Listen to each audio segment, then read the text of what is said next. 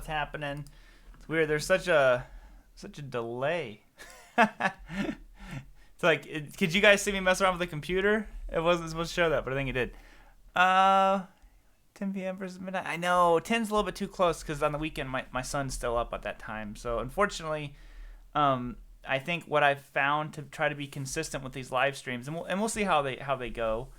This is the second one I've done like this, but yeah, midnight just works so much better because he's asleep and it doesn't take away from family time. But how is everyone? It looks like I got pretty good vocal levels. What's up? What's up? What's up? Hey, Scott, Caffeine Thug, Jam Surge, Guy Mesa, Wes, Stone Guitar, the Trucker Ed Show, nice. Teacher Man. No, just playing. Oh, just playing. Okay, cool. So how is everybody? Keeping you up late?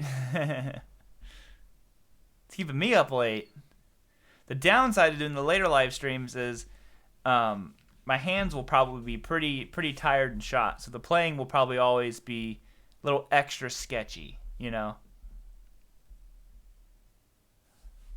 Columbus!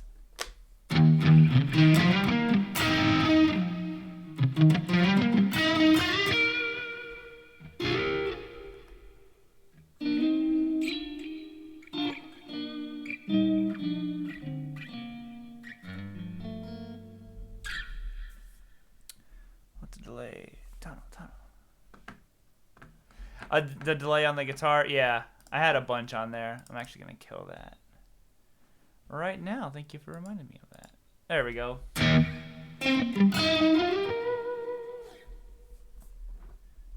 Your sketchy is my masterpiece. So I figured I'll give it a minute and let some more people show up. And I figured we could talk about Strat tone because I had a bunch of people asking me about the tones that I've been getting with the Strat recently. And then, of course, just talk about whatever else you guys want to.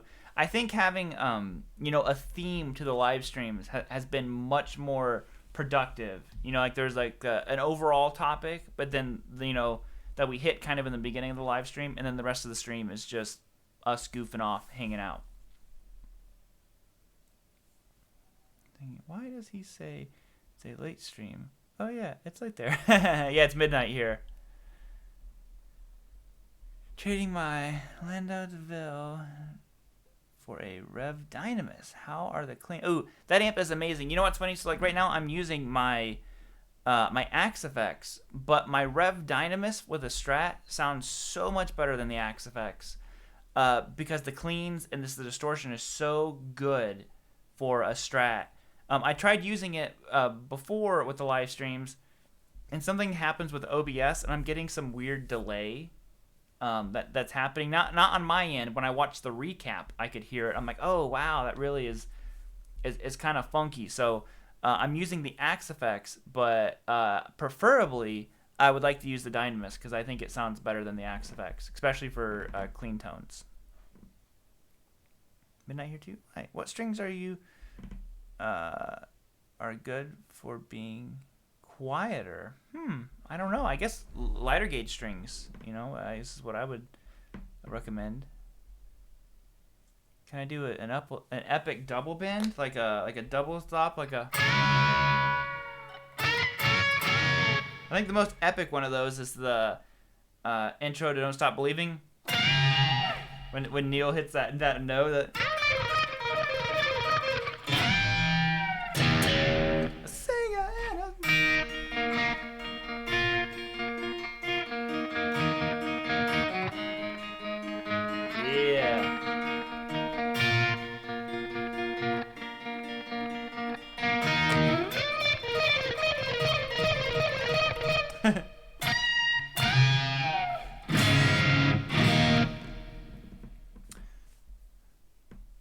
Glad to catch a live stream. Well, welcome, Jack. So okay, now we got over 100 people here. So let's go ahead and talk about it. So like I said, I jotted down some notes that I wanted to talk about, and you guys can obviously feel free to throw in your own pointers and all this stuff. Like, we are all gonna have different opinions on getting a Strat tone. But for me, what I've found is I need to look at my notes. And for me, the ideal tuning for a Strat, I play standard tuning on pretty much everything. And in videos, I play my Strat typically in standard tuning. But I think like half step down is like made for a Strat. There's just something about the way it warms up the tone. It just adds this thickness to your tone. And obviously, I mean, it's tuning it down half step. But I absolutely love the way half step down sounds on a Strat. It just, like, when I play it in standard, I'm like, it sounds great. But B flat.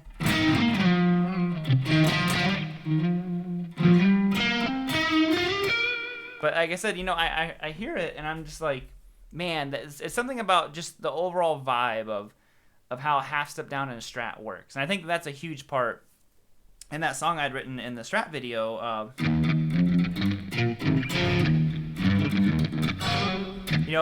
I originally wrote it in standard tuning, and then I was like, nope. And I went down to half step and I'm like, there it is, right away. And it was just perfect. I was like, that's perfect.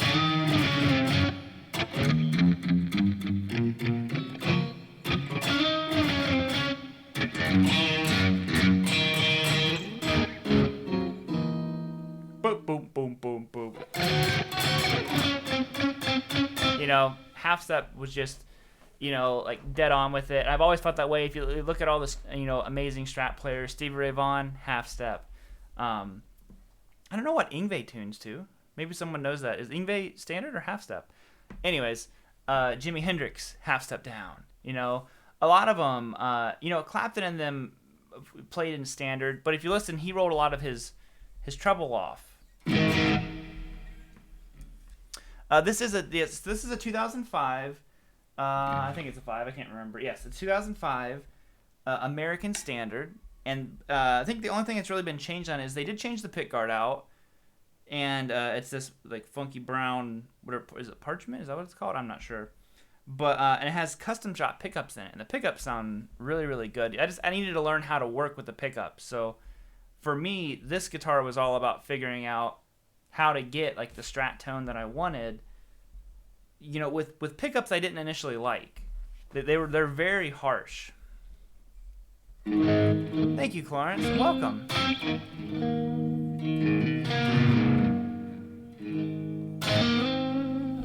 Yep, so that was the first one. Like I said, these are just, people were asking about the tones, and I was like, well, these are just, to me, the things that make a Strat sound the best to me. So, I was obviously writing these down quickly because I put hardtail block bridge. And the other thing for me, a Strat, and this is, going to be probably a more debatable one here, is I think that Strats sound better hardtail. I've never owned a hardtail yet. Wink, wink. And I've played some, and I liked hardtails a lot more. But what I do with all of my Strats is I block the trim down. I wind it down as tight as I can to the body. On some of my guitars, like this one, I just have the 3 springs. I need to get more springs, but on some of them, I block the trim and I put 5 springs on it. So I'm not a tremolo guy. Like I really don't do too much of the. I'll try to do better not talking when I'm not by the mic. I'm not a tremolo guy, so I don't really do too much of the whammy bar stuff. Occasionally, and that is one side of a Strat tone.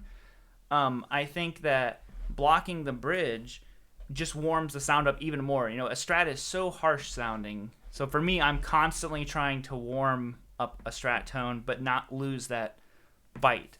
Hey, Mike! Strikes for a reason again.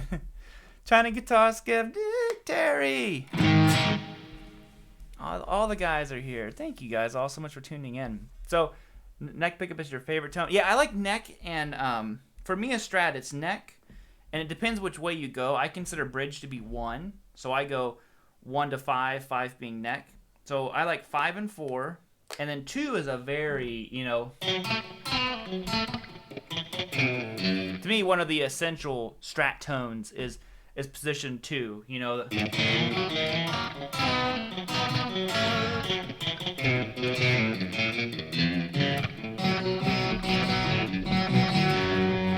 And I love that sound so much.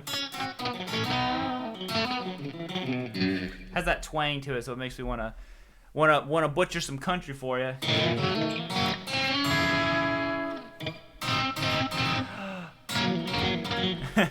I'll leave that to the country players.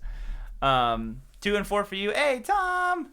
Yeah, and again, 4, is a quintessential.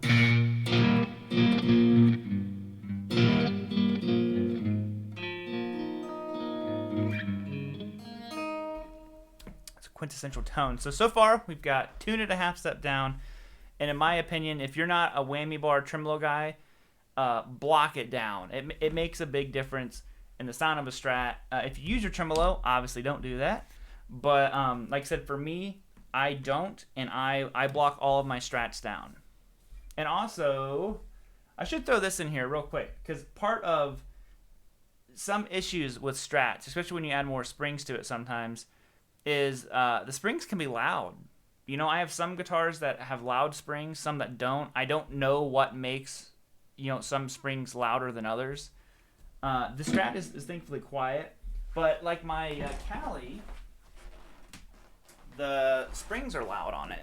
So you can see I have a torn up sock. Hopefully clean, who knows. Torn up sock that I stuff in there. Nothing but top notch stuff here. Very high tech. Quarter sawn socks are what you need to really quiet that down. So, have you checked out Tone Master Amps Fender? Shane reviewed one, being a 2x combo. It was lightweight pack. I have not. I've never heard of those actually. So I'll have to check those out. Yeah, I'll hit up. I love watching Shane's videos. Lost the feed. Catch you later. Sorry, homie. I will see you later. Pattern of springs works. Yep.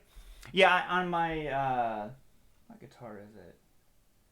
It was my old Charvel, maybe. I put some foam in there.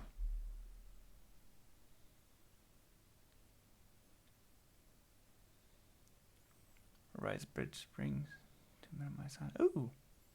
I didn't know that was a thing, Terry. It's really interesting. I know. Quarter sawn socks, always. Now, the next thing, a Rooney that I had jotted down. Like I said, these are just things that when I was thinking of, like, how do when I want to dial in a Strat tone, these are what I do. And it might seem, this next one might seem counterintuitive, but it's weird the way stuff works. So for me, what I do is I dial in a really bright amp tone. If I'm only doing a Strat, like if I'm recording with my Strat, it's different for live situations. You have to kind of account for multiple guitars if you use more than one. But if I'm just recording strictly a Strat, this is exactly what I did in the Strat video, is I have my amp set super bright, like annoyingly bright. Like it doesn't sound good.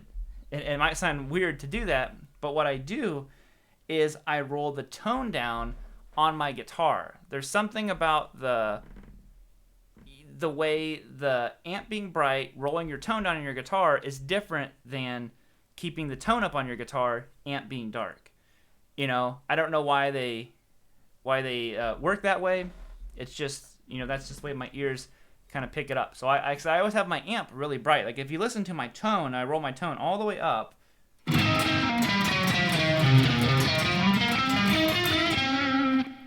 It's really bright. It's pretty harsh. So what I'm doing is I'm rolling my tones down on my guitar. Don't tell Sean Tubbs that I use my tone knobs, because he's a nerd and he'll probably, text me, I told you so. But, it's one of the situations where I use a tone knob, and but if you listen, it's different. So my tone's very bright. I'm using the guitar. That's a little bit too dark, but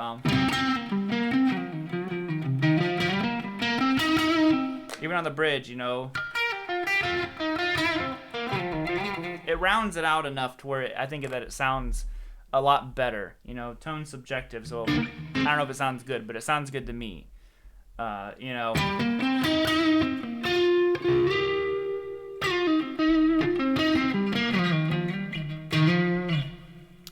Connor's asking me, do I have any videos explaining how to find what chords go well with a riff when trying to make a song? I don't, but that's a good idea for a video.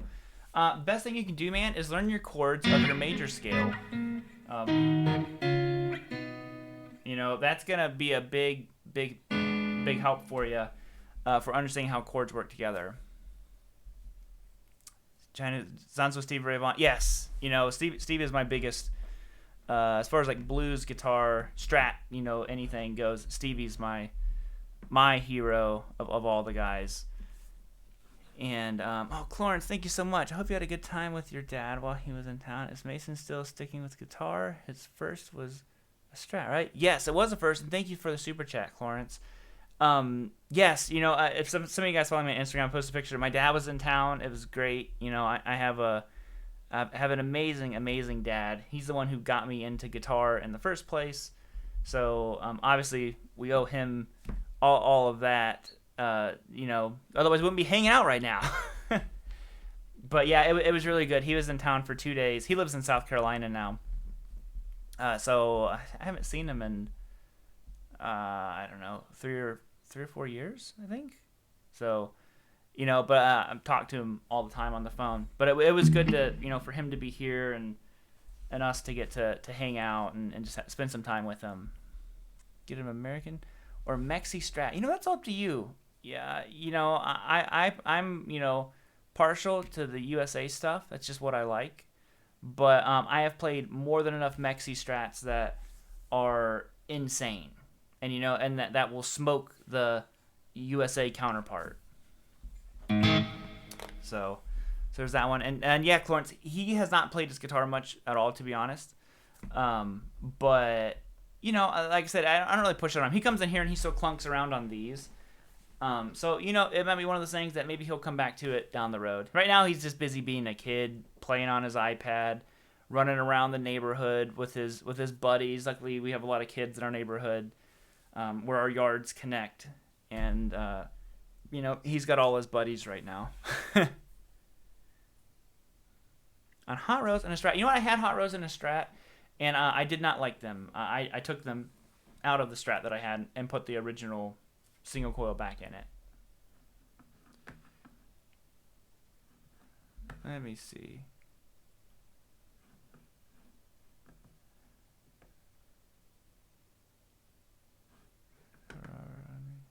Troublemakers, what is it? I'm not sure what's going on. Oh, look. But ain't nobody better be making no trouble. And the last two that I wanted to talk about, so like I said, that was the overall tone, like more of the mechanical side of you know, in my opinion, the Strat tone. But difference between the Les Paul, I use 11s on my Gold Top and the 335. Too dark, you know, I don't like a dark Strat tone. Like I said, so what I do.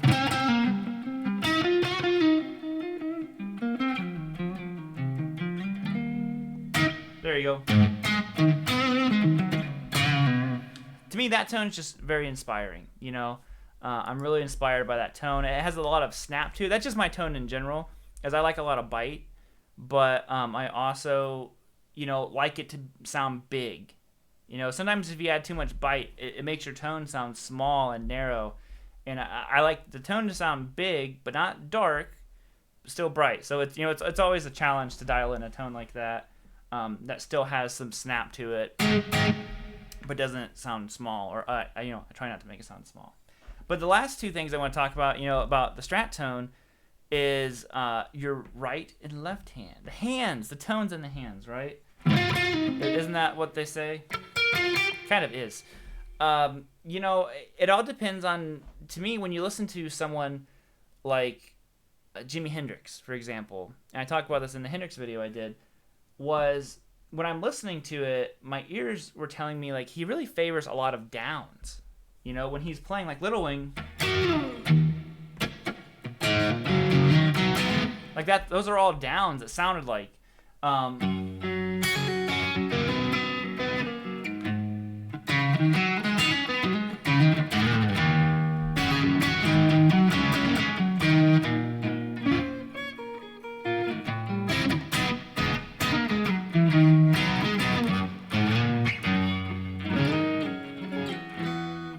Lots of downs, you know, so that is super crucial to the way the note is blooming, and again, the overall tone of it. And then you have someone like Stevie Ray Vaughan who favors a lot of ups, a lot of upraking, and that's like when I play, I'm certainly more from that SRB camp. Stuff like that, you know, is all from Stevie.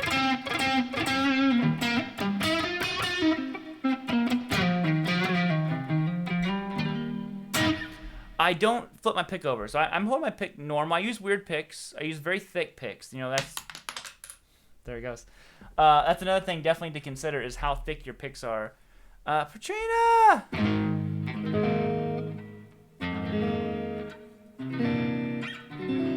Mouse? I'm not sure what that means. Is that some crazy Canadian thing? Poor Vouse. Thank you for the super chat. Sorry if I'm being an idiot and not understanding it. But,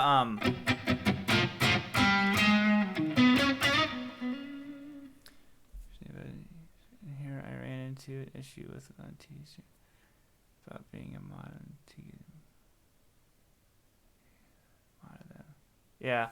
Well, whoever's causing trouble or anything, ain't nobody got time for that. We're here to talk about guitars. So, anyways, so like I said, you know, so a lot of it is your right hand. So, and controlling how hard you pick, you know, is so, you know, crucial to a Strat tone. A Strat is very, like transparent. With whatever you're doing to it, it like relays that information super, super fast. Just for you, bro, French. I knew it was some Canadian thing. But that's why, like I said, if you play a line, you know, you can play the most basic line and make it extremely complicated. So, I mean, like, if you just go... It's not... What am I doing? It's not complicated at all. Por favor means for you. Oh, por favor. Is it por favor? Is that what it is? That is what it is. I don't think I've ever seen it written before. So, but thank you very much. But like I said, listen to the different ways you could play it. Do it all downs. Do it all ups. Do it with varying, you know, different dynamics to it. So, just stuff like that, and your left hand, of course, with the sliding and muting.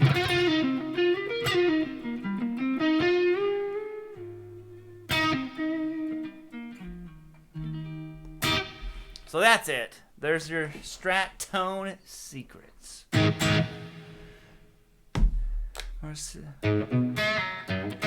Super chat. Un, deux, trois. Sheshe. Waneman. Since we're all just speaking different languages now. Just mark left. So yeah, so now that we did all that stuff, we got the business out of the way. What do you guys want to talk about? Any questions? Any Strat tone questions? Do you find you are slightly more staccato? Yes, definitely. You know, a lot of it is I like, and that comes from Eric Johnson. Really, if I think of someone, you know, if you listen to the way he plays things, he has those long flowing lines too, of course. But a lot of his, you know, it's the way he's spacing it out. It's like sometimes he lets notes breathe, and sometimes he like really chokes them. So.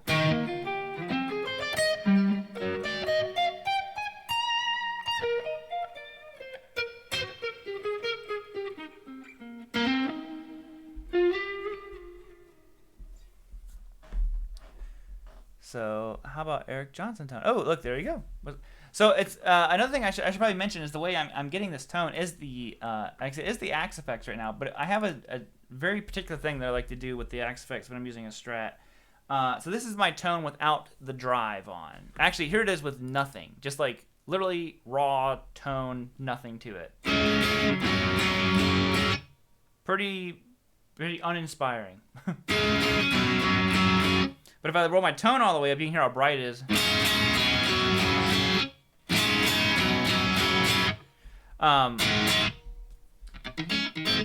But like I said, when I put the reverb on here, it helps it. But then I roll the tone down, and it's a lot better. But you can hear how there's quite a bit of a breakup. You know, a lot of people make fun of me because of my clean tones. I'll be like, oh, let me do a clean tone, and it'll be like this, which is it's a light distortion. You know,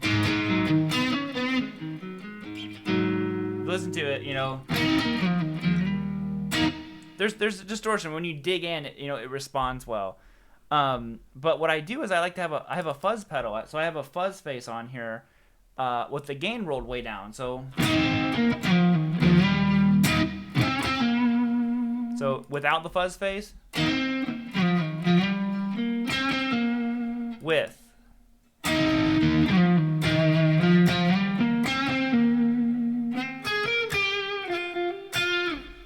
So if I was to get an Eric Johnson tone, I kind of have to approach it a little bit different. As I would dial the amp in dark.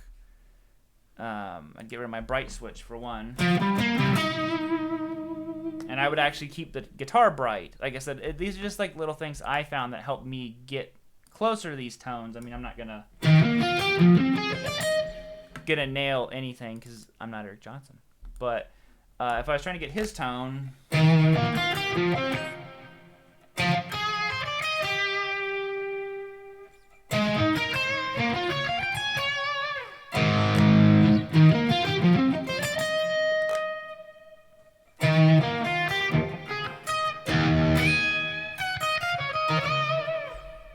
It's still too bright.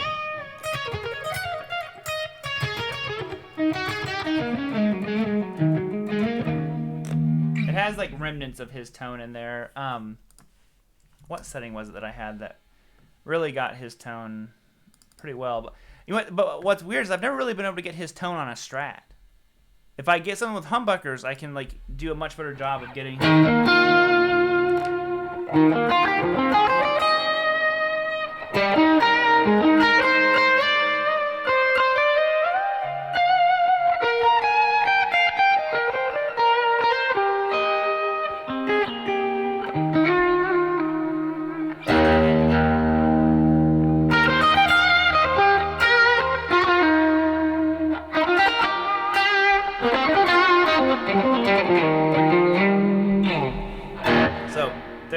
To me, that is like Eric Johnson-ish. Again, you know, I don't know how he gets that tone out of a Strat. I've never been able to do it.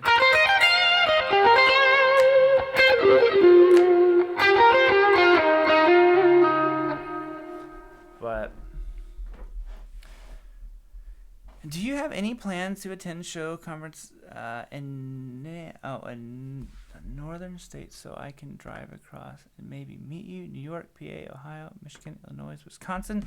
I just did a show in northern Ohio, in Akron, which is kind of up near. It's in northern Ohio. I was just there, and then I think there'll be another one in the spring. So I'll probably do those shows. And then the only real thing that I'm going to be doing show-wise are the NAMM shows. And that's kind of it. And I'll be doing like a Guitar Fest, which is in Akron again. But other than that, I'm not really going to do any of that stuff anymore. Unless it's some, crazy opportunity to do something. At least I don't plan on it. I shouldn't say I'm not. Never say never. But my plan is not to do that anymore. Mara wants to know if you have any preferences of tone caps in your pots. You know what? I don't. I had someone ask me about that not too long ago, and to be honest, I wouldn't be able to tell you the difference of any of it. I don't know what any of different tone pots do or or anything. I'm so bad at that stuff. I've never gotten into that side of it.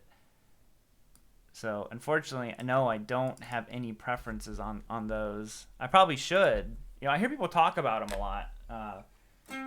Joe Bonamassa mentions that a lot in the old Les Pauls, those old, military grade pots and stuff that are in them. Oh, did I miss a super chat? I'm sorry. Colt, how much to have you help get the used time DX?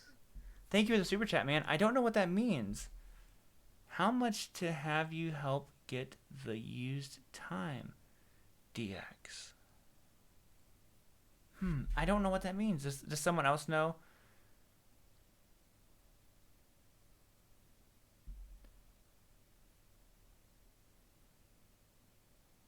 Oh, wants to know if you have a preference. No, that's the wrong thing. I'm missing something here. Sorry, guys. I'm just trying to.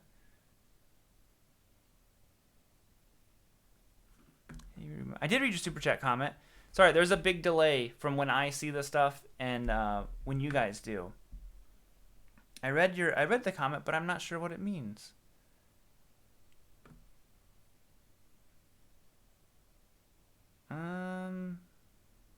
I don't know what use time DX is. I'm just waiting to see.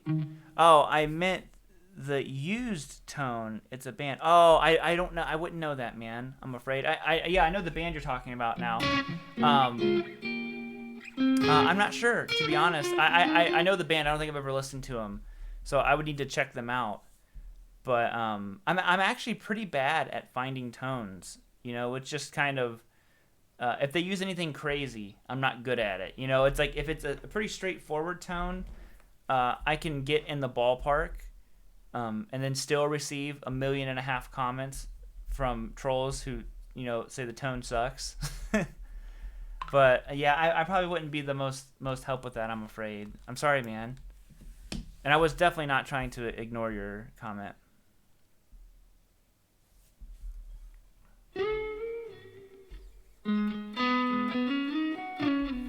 You want a tight spec control 500 550K pot with a smooth, even ramp up. I always hear the 500K mentioned, but is it Terry's birthday? Terry, is it your birthday? And like Knopfler? Oh. I don't know how to play that song.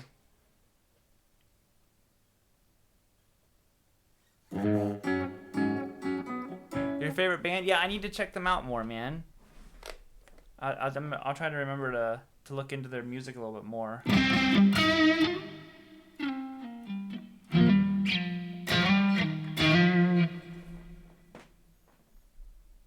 hey Robbie, sexy beast, you the man.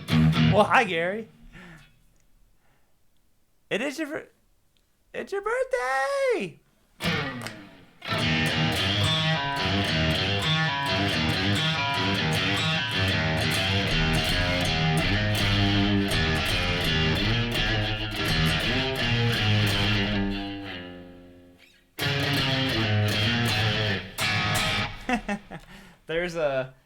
There's a 1 a.m. version of Happy Birthday. So that's about all I can probably.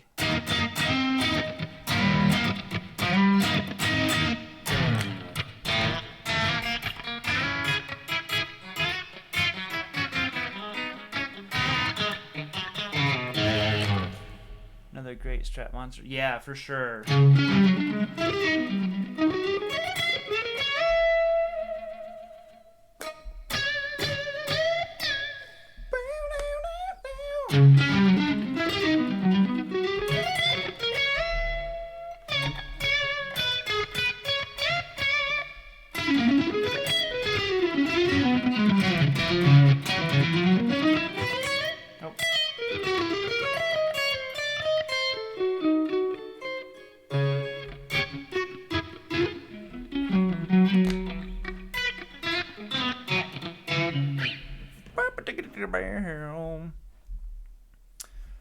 Vito Brada is incredible. Do you know the tag person super chat? Oh, thank you, Terry. I appreciate that very, very much. It's whale time. Yeah, I don't think I missed anyone else's, did I? Okay. Yeah, I didn't. Yeah, I do my best to keep my eyes up. Are things better on YouTube for you in not demonetizing your royalties? They are a little bit better, yes. They have been better. It's just more like YouTube in general has been. It's like the never-ending story with YouTube. And YouTubers, we complain about it, but it's not because we're like unhappy about getting to do what we do, because we don't want to come across as ungrateful, because we are all super appreciative and super grateful. But yeah, YouTube's been just doing a hard time of like really weird stuff. It's like, sometimes there's just certain videos that like, I'm like, okay, like people really like this kind of video, and I'll make it, and a lot of the videos, like the newer ones that I've been making, like the more fact-based ones, the Strat facts, or like the Eddie Van Halen one, those all take a lot of days to research the stuff, to shoot it, prepare it, all that stuff. It takes a lot of work. So then a lot of times when you upload one of those videos and it doesn't get many views, and it sucks that we have to care so much about views, but there's really just no way around it. You have to, because it's just part of YouTube. So whenever you upload a video and it does really, really bad, it's like super soul crushing, honestly, for a YouTuber. And I have friends, and myself included, will be like, oh my god, I spent like a week working on this video and it just did nothing. And it's not because people aren't watching it or that the video isn't good. It's like YouTube isn't promoting it. Anytime YouTube has these big changes, and and YouTube might look all the same. If you're not making YouTube videos, you probably don't look at the studio beta side, but YouTube is changing tons of stuff right now. And every time they go through one of these big changes, all the YouTubers suffer really, really bad, because for whatever reason, it's just like all of a sudden your views are cut in half, and like all these things, and for no reason. There's no rhyme or reason to it. And then in a few months, it usually returns to normal. So you just have to like, tough it out for a few months, basically. So it's really weird. YouTube is a really, really strange thing. Tony! Tony.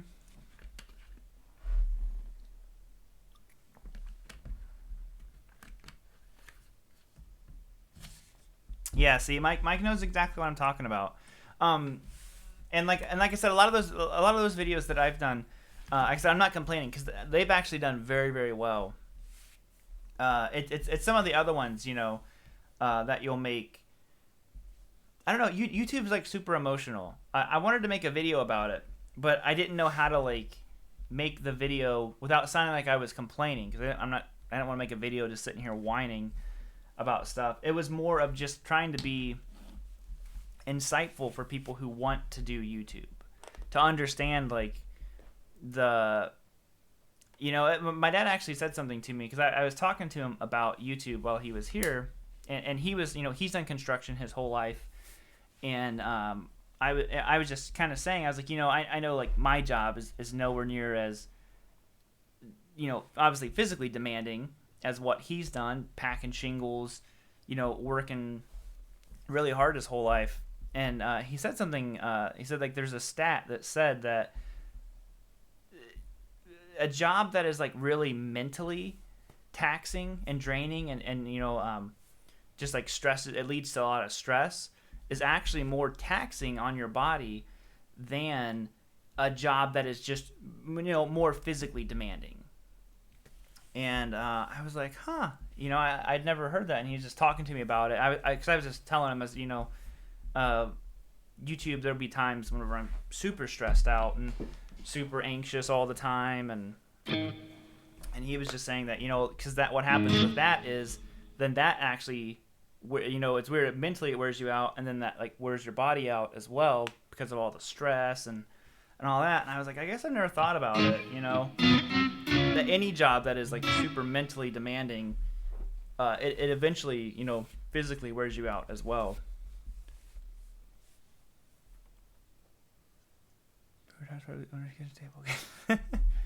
Yeah, where's Big Red Tower? Yeah, so and unfortunately that is why you see, and again, like, I feel like I'm sitting here whining and complaining because I'm not trying to come across that way, although it is getting hot in here. Whew. But that's why you see a lot of YouTube guys have these big, mental breakdowns and all this stuff, because it's really it's an interesting thing, because you're forced to be creative all the time. You have to constantly think of stuff, because even I'm not like one of the huge channels. Like I mean, I don't know how they deal with it, but I'll look back and I'm like I've made like 1,500 videos. I'm like, I don't even know where, like, 1,500, like, where did those ideas even come from? It just like, and Brian Wampler just posted a video recently that you should watch, and he's kind of talking about this. I think you're seeing a lot of the people who have done it now for years and years and years need to slow down a little bit. And that was one of the things I was talking to my dad about, is I was like, next year what I want to do, I'm trying to get this new guitar course out and make it through the rest of this year. And then NAMM, I'm going to start shooting an extra video a week. And I want to just take, and that way I can still have content out. Because the biggest thing is you can't take a break. I see it happen so much that people try to just like, I need a break. So they'll walk away from YouTube for like a month. And when you come back and you're out of the algorithm, and then your videos do horrible. So you unfortunately you can't literally take a break. But what you can do is work really hard ahead of time and get a bunch of pre-shot videos. So for me, what I think I need to do, because I've been feeling like really, really burnt out the past year, is I'm just going to start shooting an extra video each week. And then next year sometime, probably in June is what I was planning on, is I'm going to take a month off of videos, because I'll have them all pre-shot. So like on YouTube, it'll be like I'm not taking a break. I'm just going to be the same videos. But I'll have enough pre-shot then to just kind of like mentally, just take a break from it for a little bit and just play, and probably still do like the weekly live stream and that kind of stuff. But like I said, I think pretty much anyone you can talk to who's done it for years now will tell you, like, it gets like rough on you mentally. Oh, thank you, KB. Yeah, and I'm not, like I said again, I'm not trying to whine and ask people to praise me or anything. It's just any YouTuber that you like to watch who uploads a lot of content, any of that stuff, a lot of them that I know personally, we all talk about the same stuff, and we're all like, I gotta take a break at some point.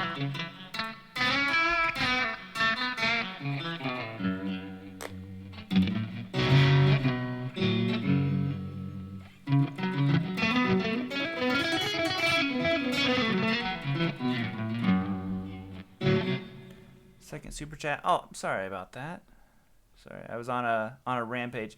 Could you explain the time you use an echo over a delay? Well, thank you very much, Colt. Echo and delay, well, they're pretty much the same thing in my opinion. I guess if I was to think of them differently, I view them as the same thing. I think they are the same thing. I mean, I guess if you had like a really long reverb, it could be more of like an echo versus a delay. So I guess in my mind, when I think echo, I think maybe there's no space between the end and the beginning of the next sequence. So if I had something here, so to me, like that reverb, what I have is I have it in a medium hall. But let's see what it would sound like if I put it in a large hall. So I would have a much larger. So that's all reverb, but it sounds more like an echo. Like if you think about how you like echo, echo, like it said, like, it's almost like it never ends.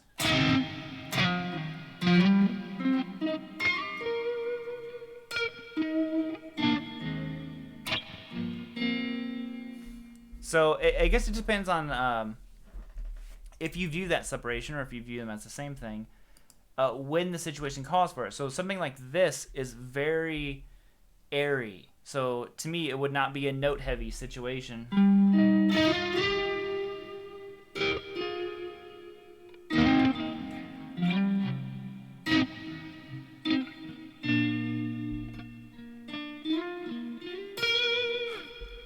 And back to the medium haul. And like I said, and then if I did that, and if you listen to it with delay's different. You know, it's a different vibe to it. So, like I said, to me, I view them all the same, I guess. But if you want a difference there, it can totally depend on what you're trying to achieve with it. I would say delay is more definitely suited for leads. You know, have that on your lead versus a really long echoey reverb.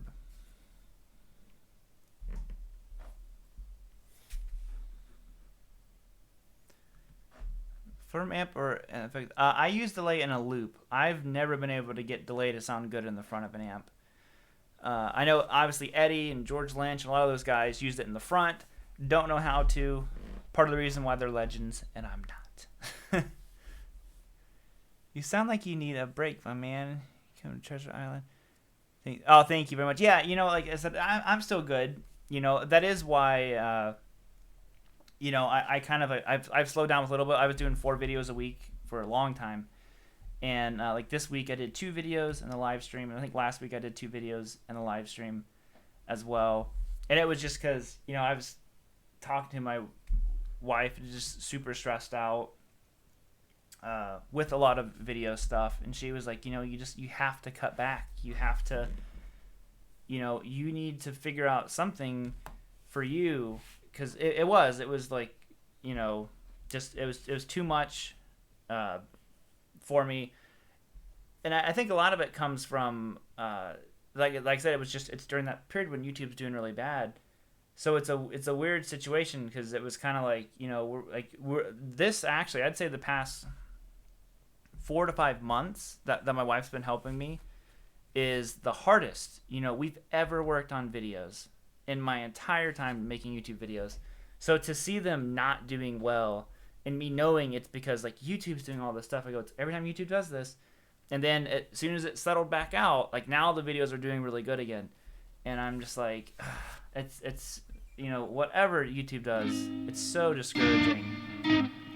But like I said, you know, Mike can totally understand what I'm talking about, or anybody who makes YouTube videos can understand that. Hey, Steve from Boston! What's up? Colt is asking me again, how does chorus match with echo and delay? You know what? I'm not a chorus guy, so I'm afraid. Thank you for the super chat, man. I'm not, you know, the best to ask. All right. I needed a break over 6 months ago.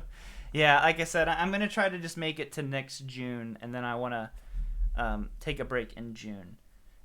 Is the thing. So I just gotta, you know, suck it up till then. And I feel weird saying I need a break because it's like, what do you do all day?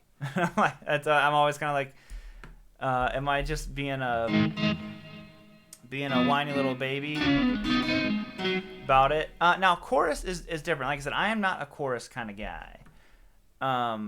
Chorus is a lot of the modulation effects I've never really gotten into, like flangers and you know, whatever else there is. Like Zach Wild, it depends. Like I said, so this is like a chorus, essentially after the amp. So this would be through the effects loop. So like the way I have my chain set up on here is I have my drive into the amp into a cab, and then I have my chorus, delay, and reverb all essentially in the effects loop. So it's after all that stuff. Certain things you don't want in the front of an amp, and for me, chorus, delays, reverbs, all that stuff, I've always wanted to have a loop. I like having a loop on there. So you can hear the chorus is a whole different sound to it.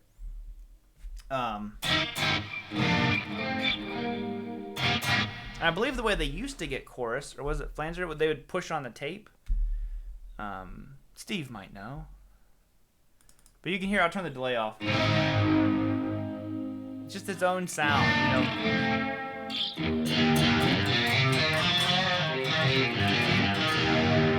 Sounds like a Zakk Wylde tone.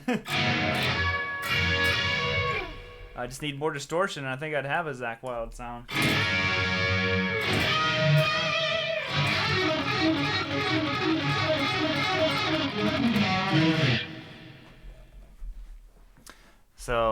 So I'm afraid I don't know much about any other effects, but you know, a chorus is to me a very chorus is just like an aggressive sound, you know, or a very like overpowering sound. So aside from I like it on cleans, but on distorted I'm not a chorus guy.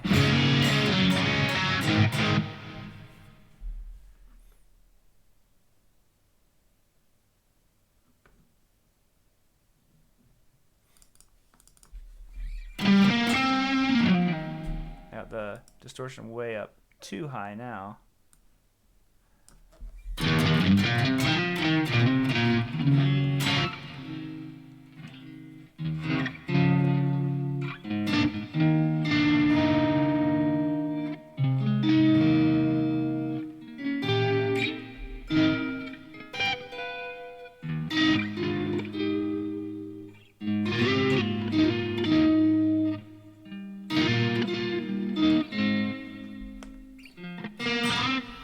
Whatever that is.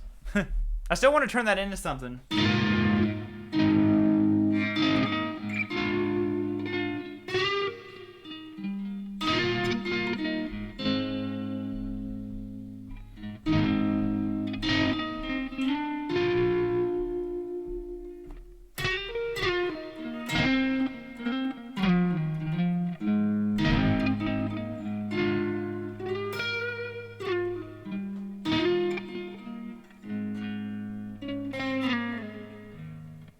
So one day it'll turn into something, but not today.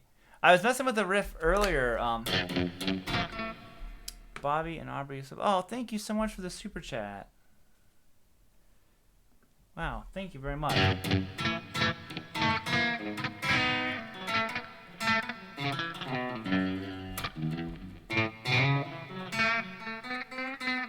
Vacation with the barbecue riff.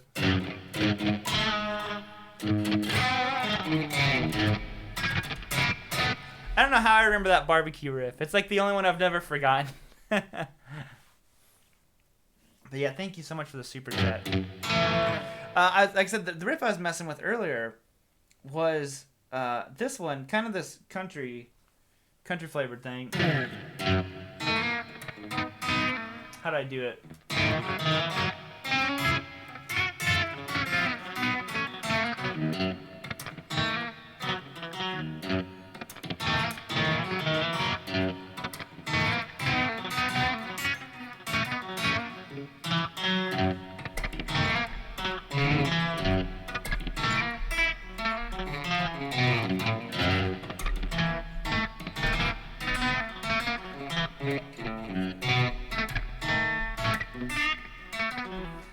It was just had this like I was doing it with the telly, not the Strat, but yeah, I just like that little.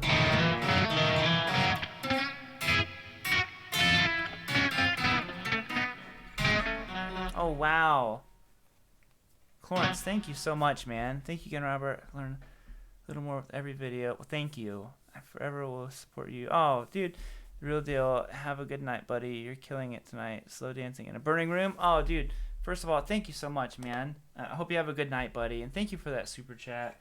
I'll do my best to play the slow dancing in a burning room. It's position 4, right? Oh, how's it go? Trying to remember it.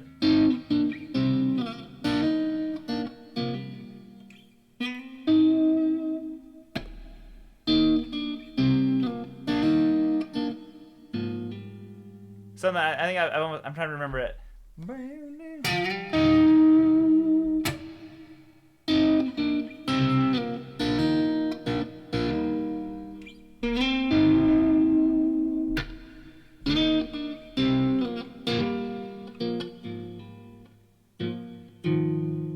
that, and then.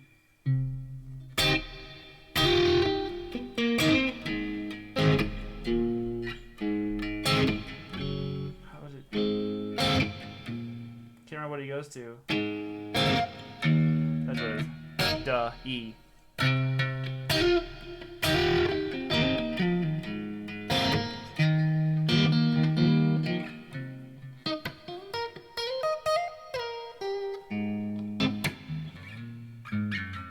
Hold on. I almost got it. Hold on.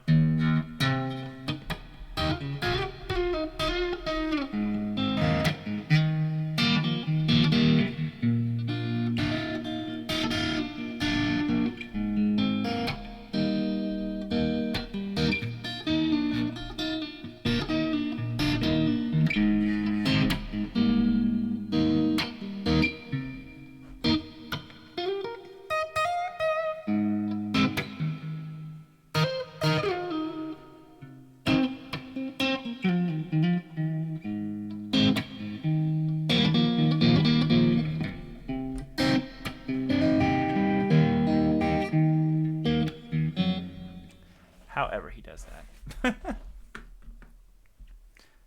What's that? Oh, dude. No, it's funny, man. That barbecue riff has just stuck in my head forever.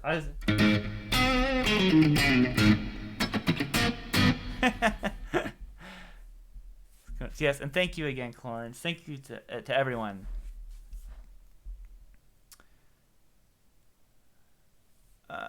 Nothing quite like the tonality of a Strat. Yeah, man. Especially that position 4. I think that song's in position 4.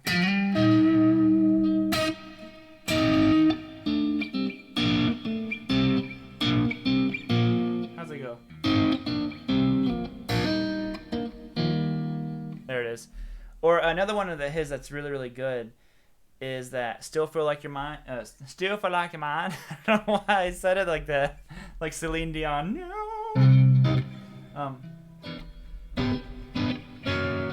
How does he do that?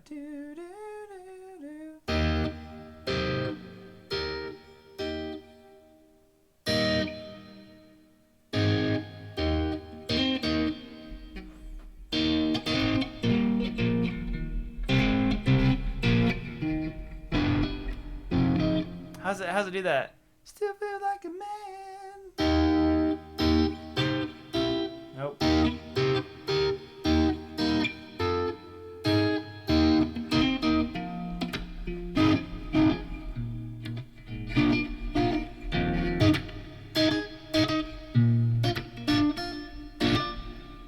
That's a really, really cool one too.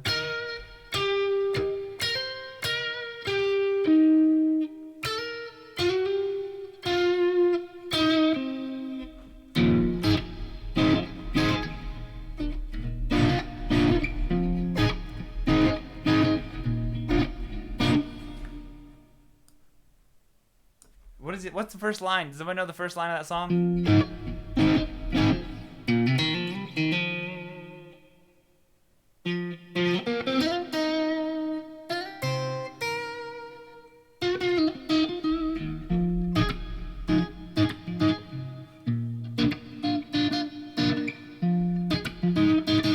Yeah, Frusciante always had amazing strategy.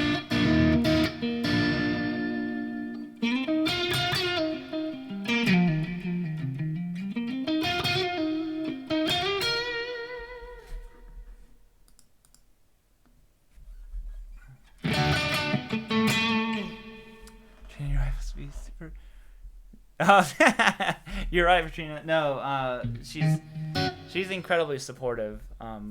You know, and far better than, you know, what I deserve. But, you know, I'm thankful that she helps us so much stuff.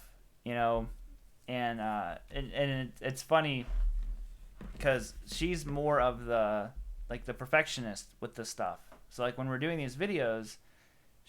I'm like, okay, I'm like, yeah, that looks good. That looks good enough. She's like, well, I don't want good enough. She's like, you know, I want it to look good, you know, like, and, you know, so sometimes like for the videos, we'll spend 30 minutes setting up because she's like, I don't like the lighting on this. And she, you know, and, you know, thankfully a lot of people have noticed and, left comments or sent emails like, "What are you using for your camera now?" Like, like, what lens is that? Like all these different things. I'm like, it's funny because it's all very similar to what we've used. It's the same camera. It's an 80D. Oh, it's my T5i. Where's my 80D? It's an 80D. It has her nicer 50mm lens. This is her camera, and but she knows how to use it. Is the trick? Like she understands like, oh, how this affects your aperture and how the lighting needs to be like this, and it's made just such a big difference. It was just something I couldn't do because for one, I can't sit and be in frame and operating all the stuff. So yeah, I appreciate all the stuff she does so much. There's a lot more mellow stuff on these later streams. That's a good point. Oh, Tony, thank you, dude, so much. And thank you very much. If you guys haven't checked out Tony's channel, you definitely should. Tony is one of my favorite channels. He's looking great. Thank you, dude. Yeah, you know what? Just in general, I think I've become a lot more mellow of a player. I guess I in my playing, I try to like choose the moments more. When to try to like play something fast and probably fail at it, but it's still fun to do all the faster stuff at times, but a lot of it I find like what I listen to is more of the melodic stuff, and I love the idea of trying to just take something like that, like already like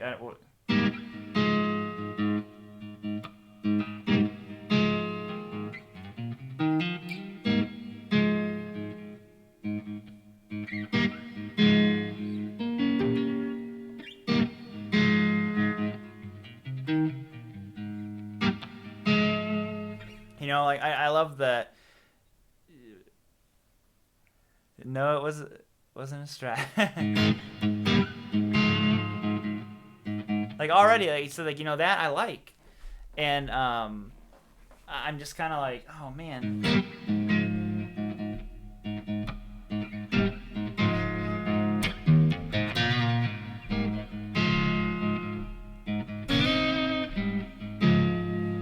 And just kind of mess around with that, and I like the idea of the melody stuff. And the Strat, really, like I said, it's like the Strat has been so inspiring to me. And now that we've been going for a while, now only the true watchers are still watching. I'll show you guys. You get the official first look because I'm so pumped up about it. So.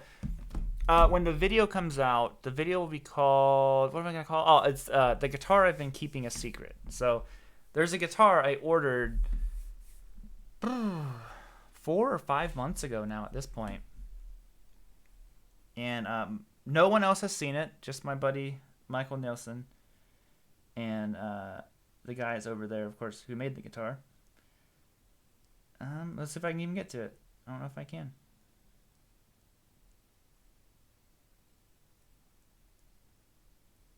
Here it is. See if I can show you this. But like I said, I've been waiting on this guitar for such a long time. I'm so excited to have it. I did a demo on one of these a while. Like I'm drawing it out a little bit. Got to do it. I did a video on these, and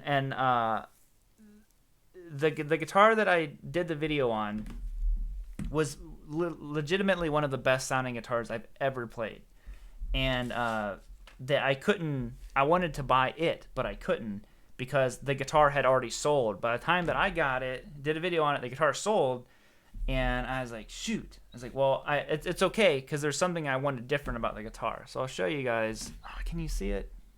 The lighting's so bright. You're not going to be able to really see it. Wow, this is weird.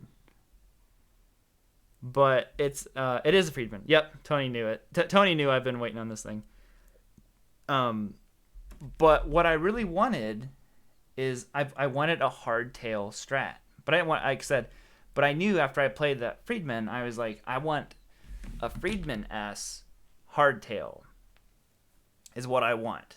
With that, the humbucker needed to have a humbucker in there, and it's gonna, like I said, there's no trim system or anything. I was like, I just want hardtail. So it's kind of, in my opinion, like crossing over that Tele Strat world together. And looks like a Fender ripoff. Well, I think pretty much everything is a Fender ripoff. It'd be like Ibanez, started out basically as a ripoff brand. All of them. I'd say if you look at Sirs, anything. The difference is, all of, to me, about the way that it like feels and plays. So it's like my vintage T. You guys know that I love it, and I play it all the time. And essentially, I mean, it's a Tele is what it is. But there's something about the guitars themselves that, I don't know how to explain why I connect with them, but I do. Play your Nick Johnson, yeah. So it's a seafoam green with a rosewood fingerboard on it. So that was the other thing. So like I said, I had two of them here, and I had one that was the Shoreline Gold with a maple neck on it, and then I had the Tobacco Burst one, which was a hum single with a rosewood board on it, and that was one I really fell in love with, but I couldn't keep it because it was, like I said, it was already sold. But this one, I was like, you know what? I'll just wait, and I'll get it the way that I want it to be.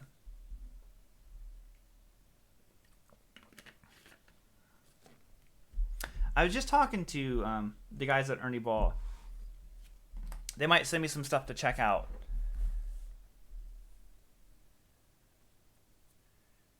Sofa King Green. I love it.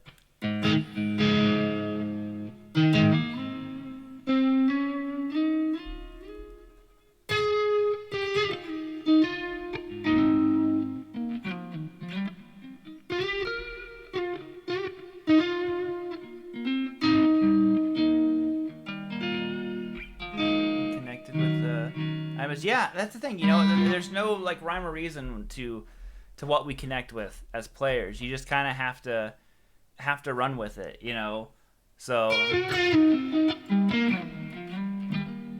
Jim Strats from the late 80s into the early 90s. I'm not sure what those are, to be honest. Yeah, I am not sure what that is.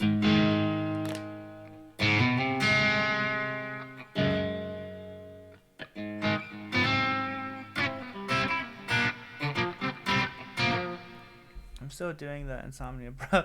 Shame as I'm working tomorrow on a lighting pop, but worth it.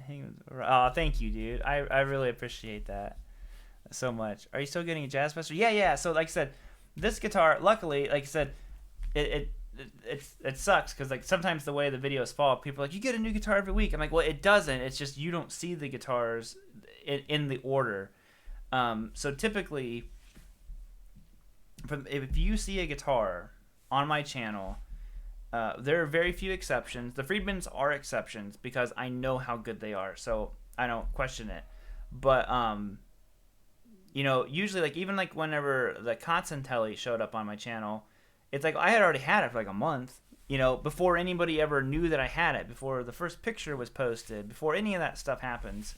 I have the gear for a while before it's here, because I take promoting anything at all on this channel incredibly serious. I might be goofy and I might mess around all the time, but whenever I'm like actively promoting something to like that potentially one of you guys would go buy, I'm like super nitpicky about it.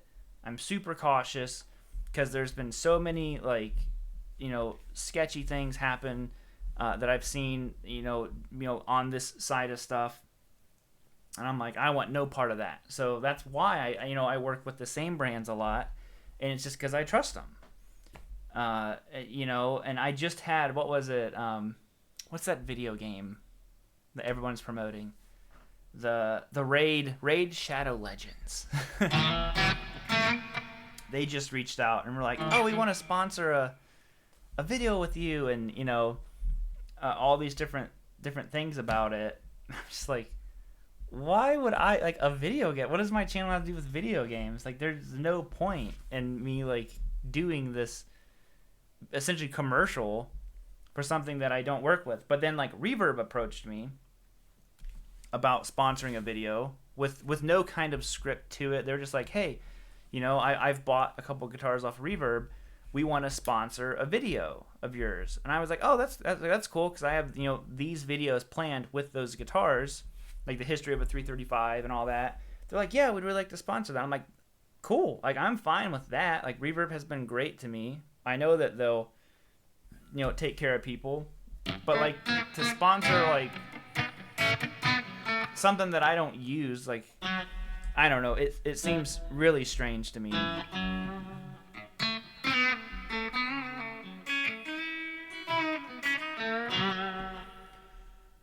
Classic. What was it? Robert, someone hurt my feelings by shitting on my Epiphone. Les Paul saying it's a waste of money.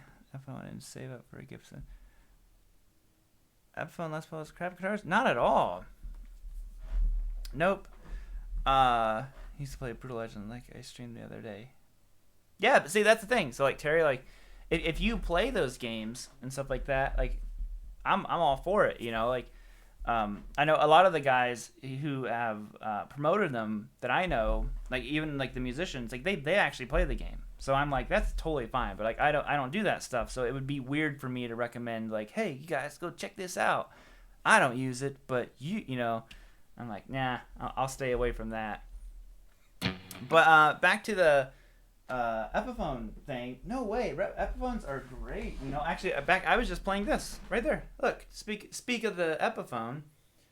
I was just playing the Jerry James Nichols, and it's a fantastic guitar. I'd say the only area that guitar, and I still want to do like a demo, like a review of it, because a lot of people asked about it. And one of the big things about this guitar, probably the only area where it's lacking a little bit, is the fretwork. And the fretwork is by no means bad, but it's not like immaculate. But it's also like a $600 guitar. It's not a $2,000 guitar. So it's like for the price range it's in, the fretwork's great. I'm like, it's totally passable. I wouldn't even complain about it. I would just mention it as it's not, an insane, like the Kotzen Telecaster had, I think, some of the best fretwork I've ever seen on a guitar. The fretwork was incredible on that. But it's funny how people will dog on a brand. I'm like, I don't know, man. I've played a lot of really nice Epiphones. I got a buddy who has some custom shop Les Paul stuff, and he plays his Epiphones all the time. Well, yeah, you should check out Tony's video about his Epiphone. They're great. They're fantastic guitars. Yeah, the good point, Terry. It does matter on some of them. I have a Epiphone Special, I think is what it is what a student gave me as a gift that was signed by Joe Bonamassa. Now, I'll admit that guitar is not the best. I think they're around $200 to $300 for one of those. It's not the worst guitar. I think the pickups were the one thing that was a little bit lacking in it. And the fretwork was pretty much on par with, like I said, the Jared James Nichols one. But and there's no arch to the body, and stuff like that. But like I said, Eddie Van Halen said it best. He said, if it sounds good, it is good. I mean, think about that. Think about, one of the most iconic guitars ever was made up of seconds that were deemed not good enough for production guitars.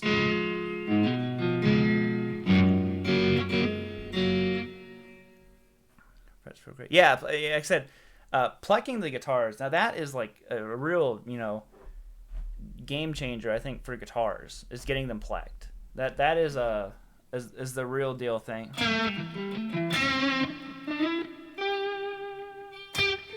You're right, Terry. Yep, Blackjack got it for me. And me and Donna have had the hardest time meeting up. Like she didn't get to go to Gear Fest for 2 years. And she's the one who told me about Sweetwater's Gear Fest. And then she went last year, but I was only there for one day. And then she went to Winternam, and I ended up leaving a day early. So like our paths have never crossed, so we can meet in person. Donna took lessons from me on Skype for a couple years.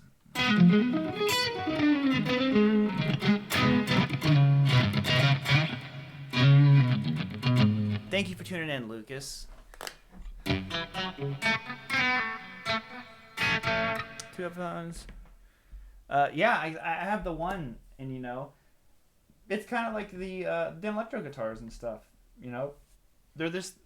Some people dump on them a little bit, but I'm like, I don't know, man. They got their own thing going.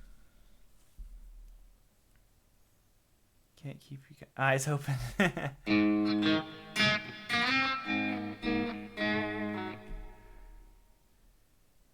Now her Mo have their own band keeping them busy. Yeah, they do.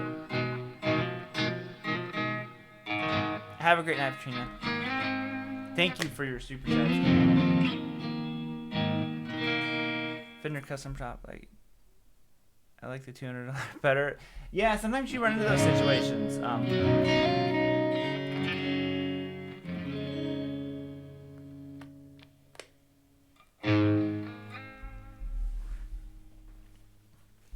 Oh, Tom, thank you. Isn't it crazy how quickly you can tell how insanely amazing or horrible a guitar is after playing it for about 3? Oh yeah, it's really really interesting how that goes, because there have been. I remember it was at Guitar Center. They had there was an $8,000 custom shop, Les Paul, wherever it was, and I played it. And actually, I didn't even play it. I held it in my hand for 2 seconds, and strummed it, and I was just kind of and then picked up the one right beside it, another one that's $8,000 or $9,000. I'm like, ooh, and it's weird. It's I don't know why some guitars just you get it right away. Even this one, when I took the finish off the neck, it was that way with this one. Like I said, when I got it, it had the lacquer on it, and I'm like, it feels like a Strat, and I sanded all that finish off of it, and I was like, oh, well, all right then, and I've just been playing all the time. One of those instant, moments was with, like I said, with the Vintage T. As soon as I plugged it in, it wasn't even as soon as I plugged it in. As soon as, literally the second my hand touched the neck, I remember telling Gabby, I was like, oh, whoa. I knew, sorry, I know this is a Strat stream, but you got me wanting to play it now. I knew right away. And it's, like I said, it's a new guitar, but it has old mojo in it somehow. I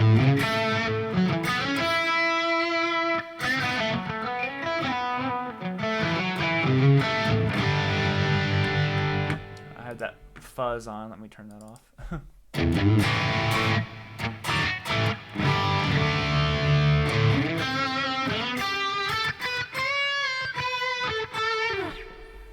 So, it's like I said, it's a funny thing, man. Why one guitar works and why another one doesn't. KURG has dude, the roof is done. I'm so pumped up. They just finished it on Thursday. Yes, Thursday they finished it up. It took them a week. It was a rough job for them, Finance for the win, yeah. Hard to share all your love for all the guitars. Yeah, you just gotta different flavors for different things. But yeah, the roof is done. So we, if those of you who don't know who are watching, we had we just bought this house this year. Finally, it's our first house. It was a huge stressful ordeal of 6. Like I said, we were supposed to buy it in January, and then we ended up not getting it until May. Just lots of, that's too much to go into, but lots of stuff and very very stressful.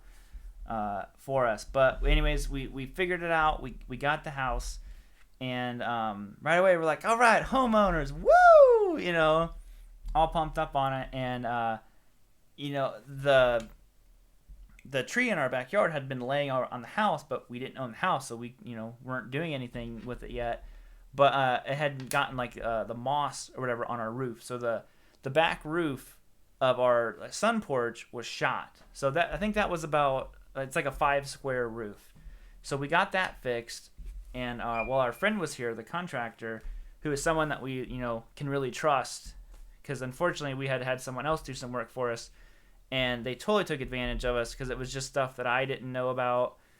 So I was like, yeah, we just gotta wait until Robbie can do it. Like, we have to have someone that we can trust here doing this. And he looked at the main roof, and he's like, I think you've got problems on your main roof too that you should probably address sooner than later, because the winters are pretty rough here in Ohio. And he got up there finally, at one point, and he looked at it, and he's like, you need to get this done. And he looked under the roof, and he's like, he's like, oh my God, you've got 3 layers of shingles, one of the layers that someone had painted, and to top it all off, our house is old, so underneath the wood, it's all cedar shake. So it's like, once you tear that up, so basically when he's looking at it, he's like, you have to get all new wood down, and we got to tear off all 3 layers and do all this stuff. And he was so nice and worked with us on the price, because unfortunately it was really expensive to get it all done. And we're just thankful that we had someone like that who we could trust, and who is like, I'll work with you everywhere I can on this roof. And we got it done, because it's like I think it ended up being like 22 square. I think it was 22 square for the roof. But that was the thing. So basically what they had to do was tear off all 3 layers, and since it was cedar shake, they needed to put all new wood down, and then they of course dry it all in and all that, and then shingle it. So it was a big job. His guys were pretty whooped. On the first day when they were tearing off the roof, there was, I think, 8 or 9 guys here, and they were not having a good time.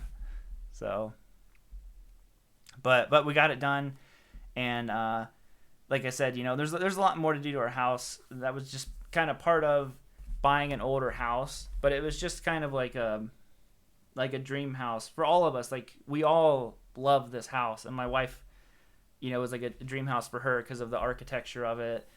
And that is most of all. I said, we just got to figure out, we just got to get the house, and we'll figure out everything else as it goes. And that's just what we've done. So unfortunately, this was the save your pennies year to do all this stuff. But thankfully that's done. We probably won't need to worry about that for another 20 years. And we got the trees trimmed back. What else happened? It was like funny, like all this, of course, in true fashion, everything happens all at once. My wife's tires messed up, so we ended up getting 4 new tires on her car, and it's the never-ending story. But other than that, the house stuff is done for now. Oh, and our garages were leaking, and we could not figure out what was wrong with the garages. No one could figure it out. Just kept leaking. Even like a section of the one garage, the roof fell in from it leaking so much. And while my dad was here, who, like I said, he's done this literally since he was 12 years old, building houses and all that. He got up on the roof and looked at it, and after about 5 minutes, he was like, "Oh, figured it out." And then Robbie's like, "There's no way you figured it out that fast." And he's like, "Yep." And he pulled up this one piece of metal, and he's like, "The downspout, it's back siphoning in because the ground is full, because our house, like I said, our house is old, so the downspouts run into the ground. They don't have a kick out on them." So it was just funny because he was just like, man, he was so bummed out that my dad found it in a couple minutes, and he's like, "All right, so but now we know what to do to fix it." And like I said, it's just part of being an adult.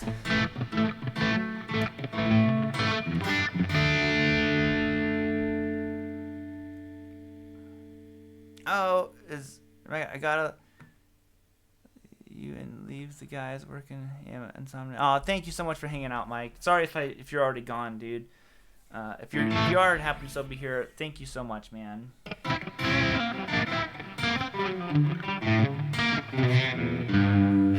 When it rains, it pours. Ain't that the truth?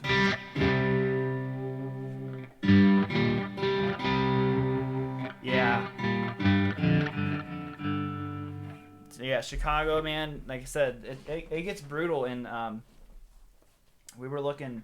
I don't know if there's any truth to it, but I was telling my wife, it's like you have those like the worms, we call them woolly bears, but it's like an old wives' tale. Whenever they have more black on them than brown, it's gonna be a bad winter. And they've all been black. And it was funny because my dad came up here because he lives in South Carolina now, and he was saying that the cold makes his hands hurt really really bad, just from years of doing construction. So he likes living down south because it doesn't get cold. And he was just saying how bad his hands were hurting while he was up here, even with it being in the 50s and high 40s already. And he was just saying that he's like, I think it's going to be a bad winter for you guys. And just feel it. And I'm like, I think that's what I was thinking, because last winter we had a pretty good winter. So we'll see how it starts, but.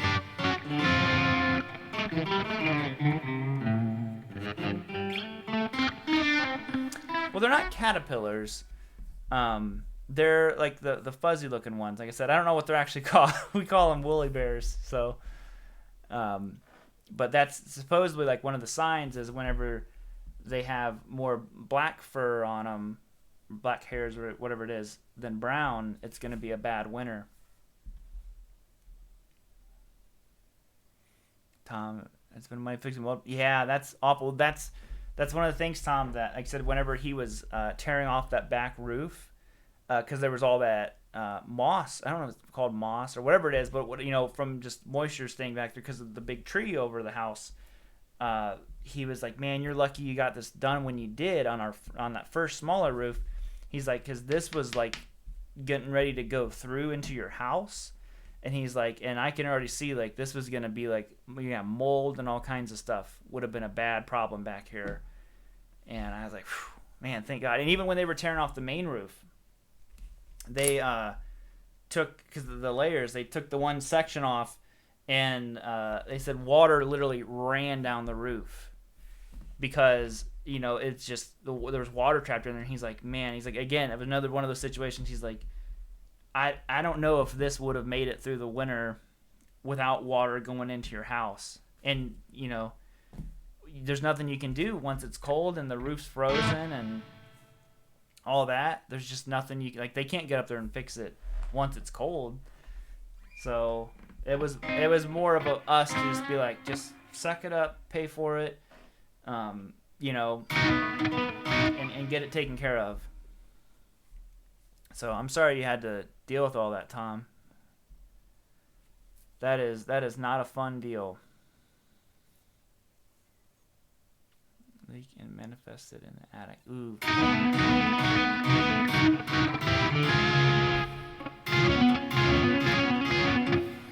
Then I'm gonna go start my car and let it run all night. Get this party started. Trees and squirrels tell the early bad winter going on. Yeah. Yep. That's one of the things. We watch. You watch the animals and they tell you kind of what's going on.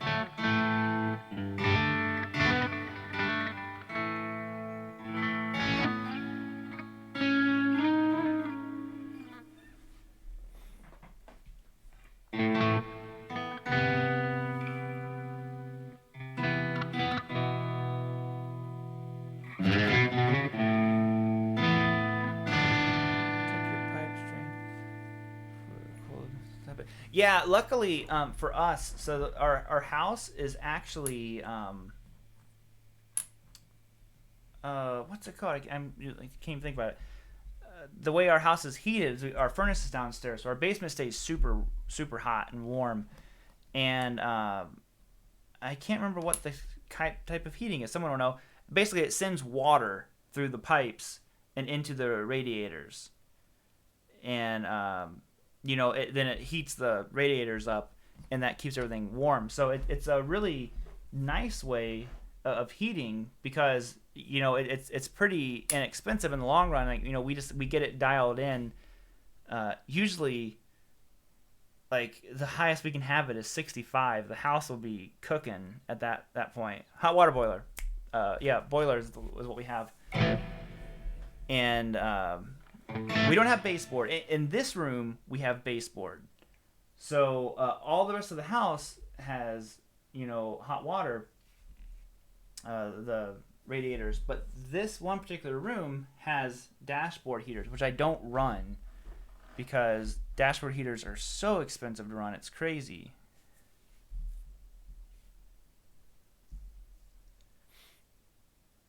Steam heating? Yeah, it's something like that. I can't remember. But luckily, it was that whole system was serviced recently before we bought the house.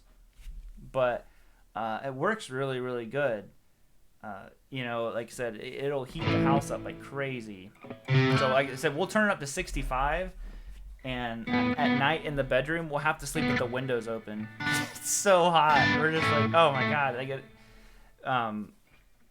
Our house, I think this room was like an addition, or at least like the master bathroom was, because in our bedroom has a huge radiator heater, like twice as big as all the other ones in the room, so it's super hot. But so a lot of times it'll be like 2 degrees outside, and we still have the window open in the bedroom because it's so hot in there.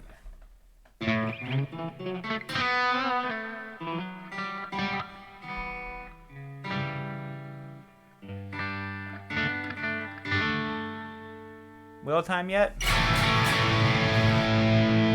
I think it's time to whale. I'm talking about hot water heaters, all that stuff. It's time to whale.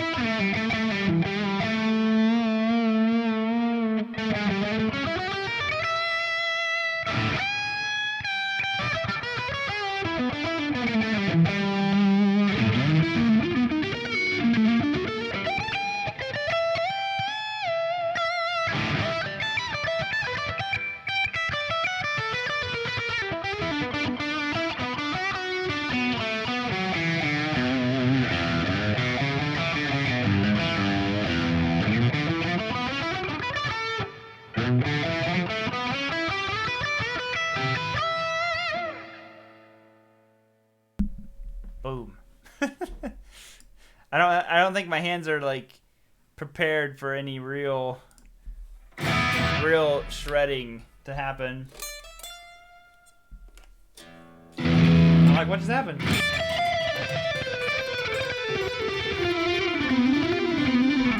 Thank you, Bobby, so much, man. Thanks for tuning in. Have a great night.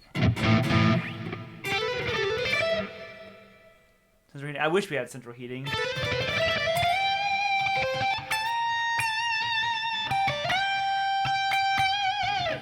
Get baseboard heaters that run after your heater. Ooh, I didn't know that.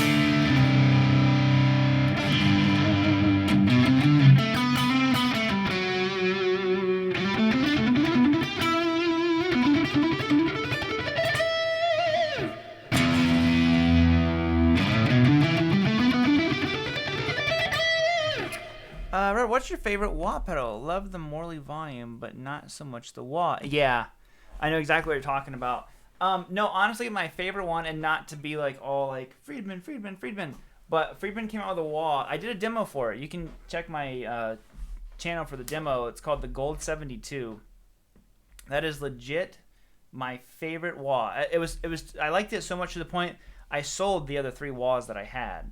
I was like, nope, this is the one. It's a super. If you like a really thick sounding wah, man, is it good. Like, it is such a good wah. I miss having that pedal.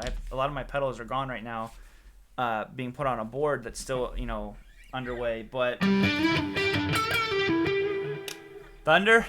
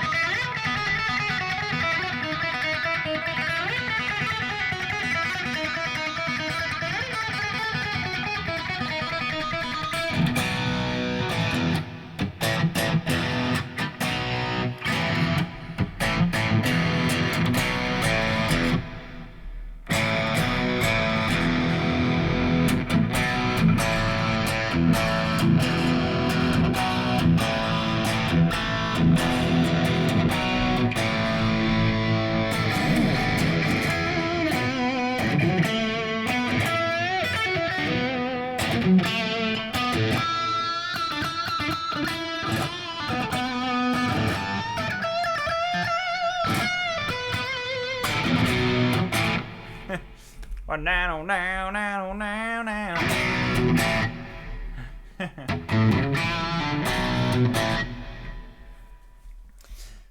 You being thunderstruck.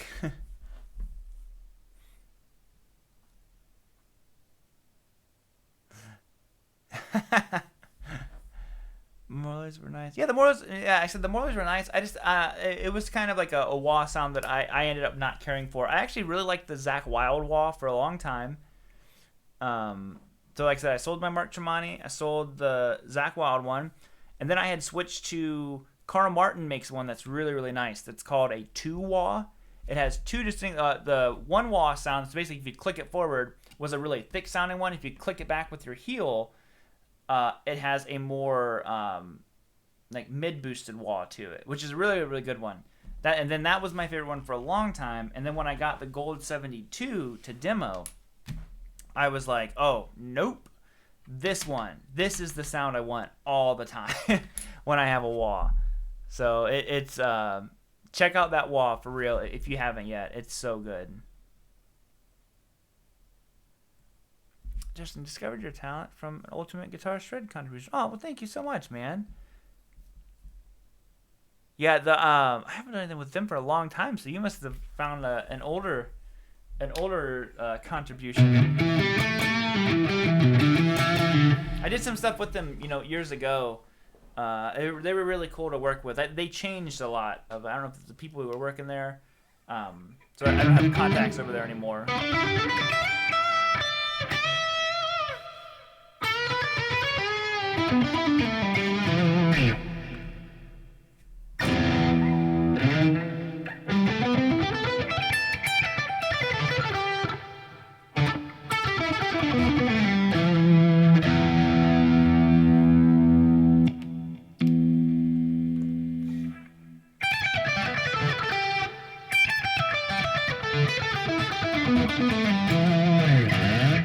I'm trying to remember the riff to that wah song now. I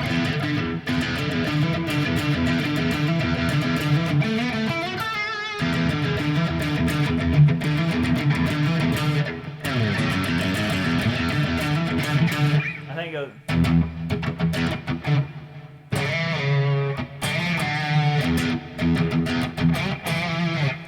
Can't remember, but I think that's the main riff to that wah song. If you want to hear it, look up the Gold 72 demo I did. But I think that's the riff. But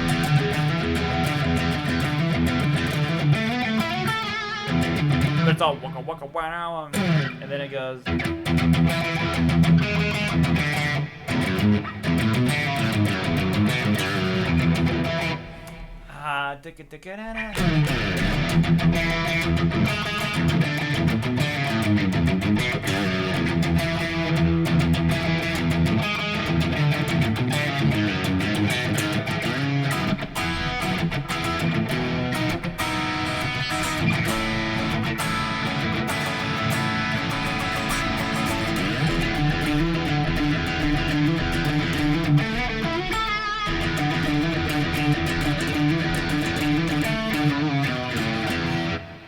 it goes to the...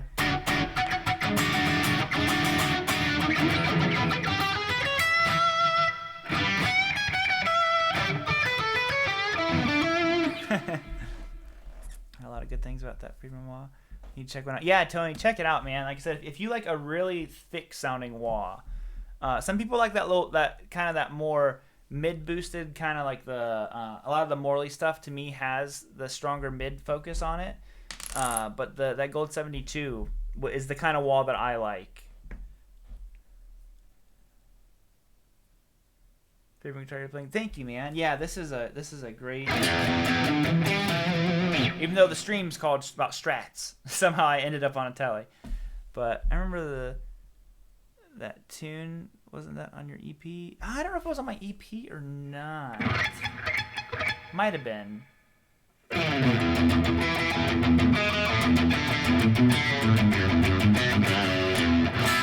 I don't know. Maybe that was on my EP, man.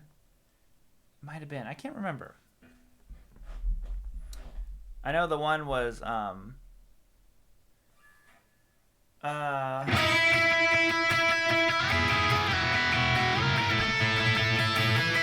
how's it go?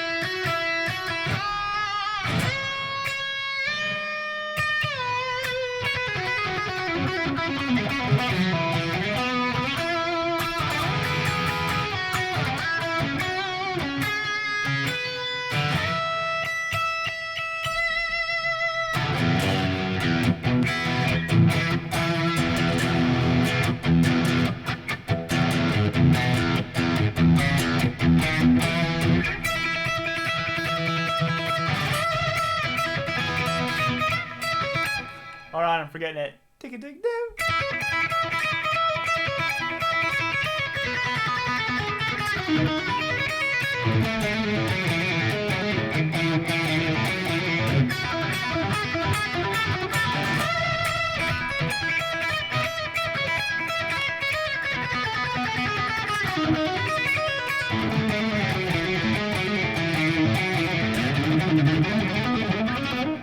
I think my hands are warm enough for that one.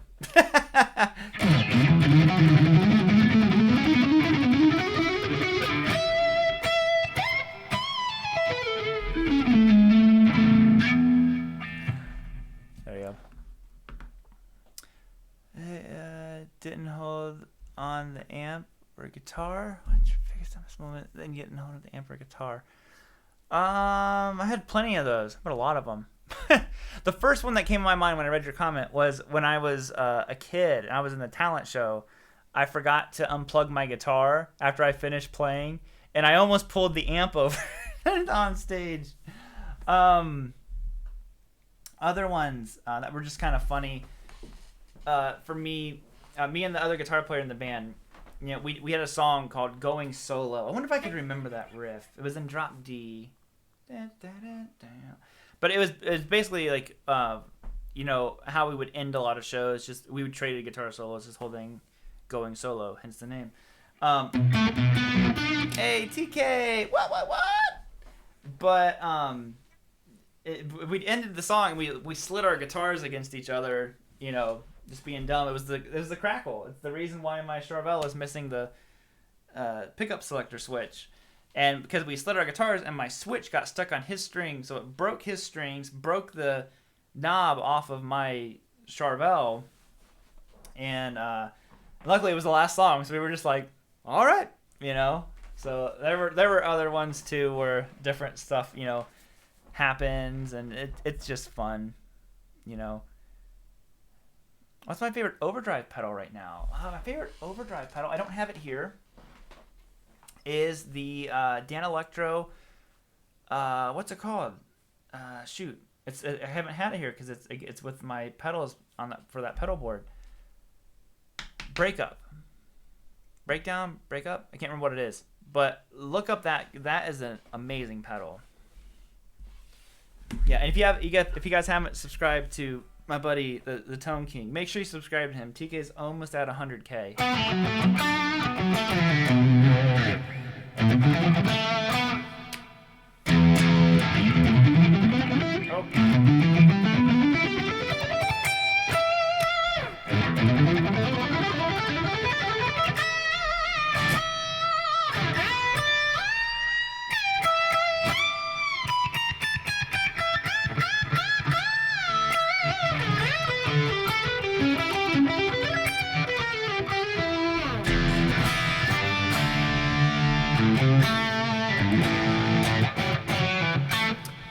TK, I will not be going to that, man. Yeah, unfortunately, I won't be there, but I think Pixie might be there, Steve might be there, and David Walleman.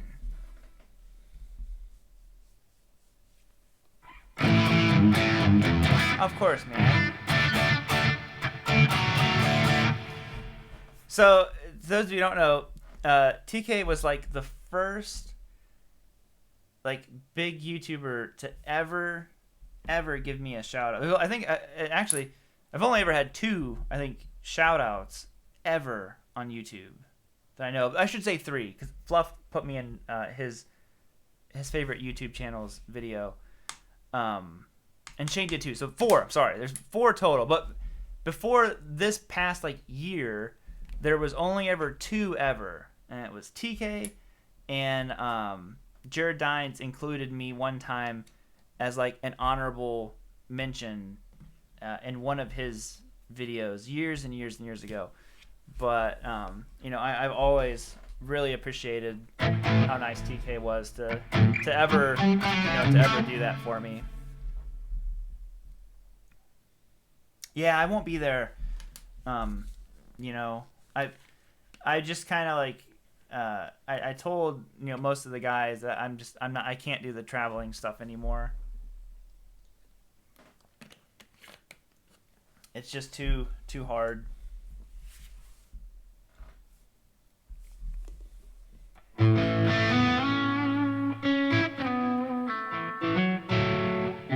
Love Trogley. I would consider the stuff I did with Trogley as a collab. Me and him collaborated on stuff. Me and TK collaborated, but initially it was more of just that it was a shout out. So me and Austin, neither one of us, I don't think I've ever done a shout out kind of thing. We just collabed on some videos.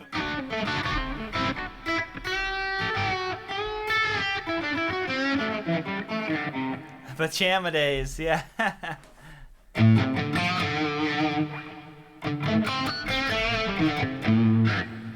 I miss the pajama days too.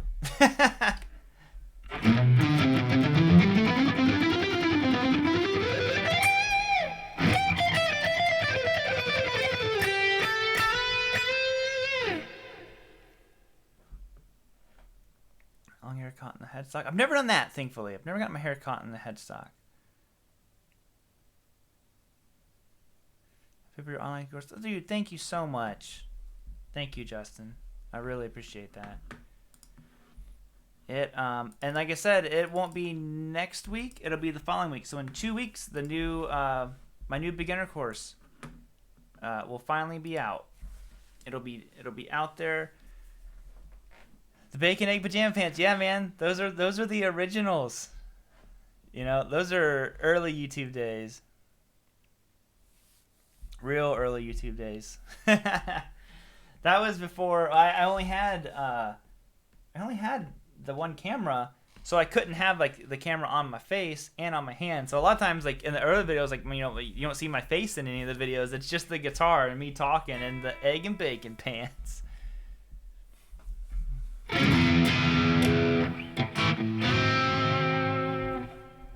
Now I feel like all my shred chops are leaving.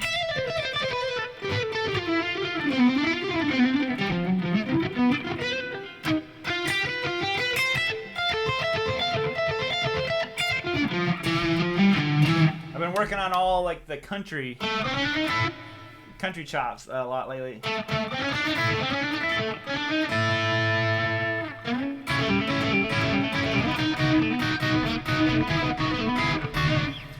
So that's what I've been kind of.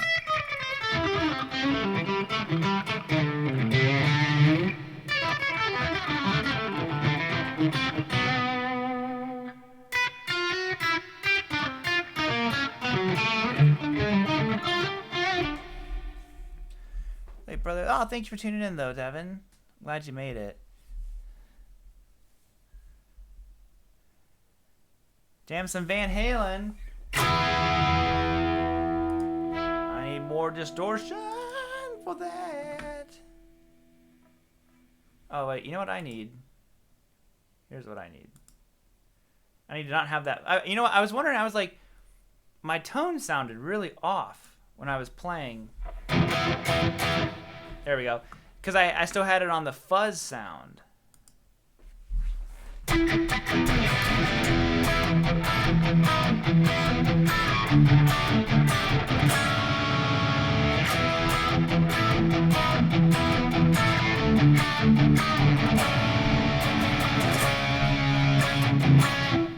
I'm going to play this again here in a second. But I want to point something out, that I am a little bit disappointed in all of you for not recognizing something that is different in this room. So while I play Panama, see if you can figure it out. See if you know what is different in this room that has not been there for years. So let's get to Van Halen on. And like I said, I'm a little bit hurt that no one noticed this, because it's a big deal.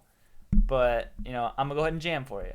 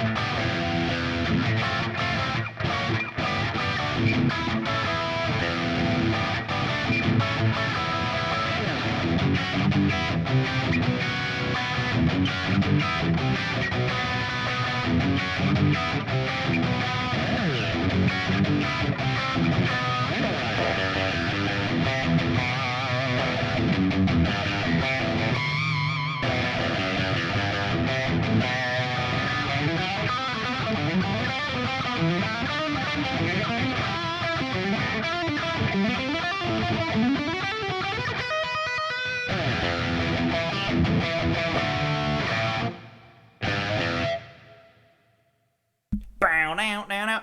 I forgot the riff. I like went to go into the riff and I forgot. I'm like, wait, I got Atomic Punk and I'm on Fire mixed up. I think it was, yeah. How's Atomic Punk go?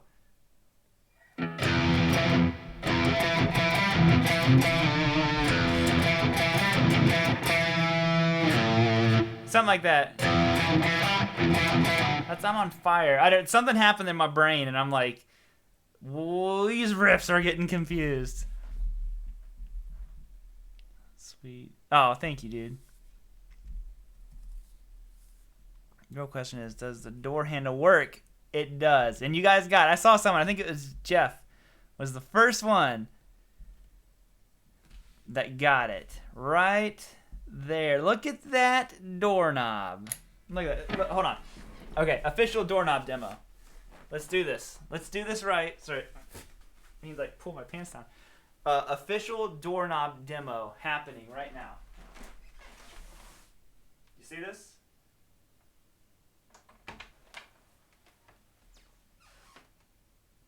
I'll do it one more time. Listen to it. All the way shut. Doesn't open. Doorknob. Oh man. I always told you this day would be here at one point. Did you see that? Did you see the doorknob? Look at it. Look at that thing back there. I'll be honest, I had nothing to do with that. That was my dad. While he was here, I was like, "Can you look at this doorknob, please?" And he looked at it. And we got one of the guides for it to cut the hole in it. Because what happened is like the doors are old, so the doors are probably the original doors that were here with the house. Because they weigh like 80 or 100 pounds. They're huge. They're super thick. They're thicker than what an exterior door is. It's fake. TK, it's the doorknob. That's it. It's just the doorknob. It's nothing cool. Some of the guys who are here know the significance of the doorknob. I haven't had a doorknob on that door for like 2 years. It just had duct tape on it. But so we got this guide thing and we like put it on there. And my dad's like, "Huh?" He's like, "Well, the guide's not gonna work because it was bowing it out because there is an echo." Huh. Anyways, I don't think there's an echo. If there is, you guys can let me know. But anyways, so he just had to freehand it. But like whoever had done it before just had these super like crooked looking holes drilled into the door, just big enough to get the door handle in there. So we did it right. But I was thinking, I was like, odds are, if those doors are original with the house, so the house was built in 1923, I think. So it's like they probably didn't even have the tool to like actually route it out the like what we have now. So they just did what they had to. But that's why I couldn't get it to work with anything. And I was like, I had like filed out the keeper latch and all that. So it's funny. But it's on there now. We are so legit. Best doorknob. Thank you. You know what? And I wouldn't be surprised if that wasn't the first doorknob demo by a guitar player on YouTube.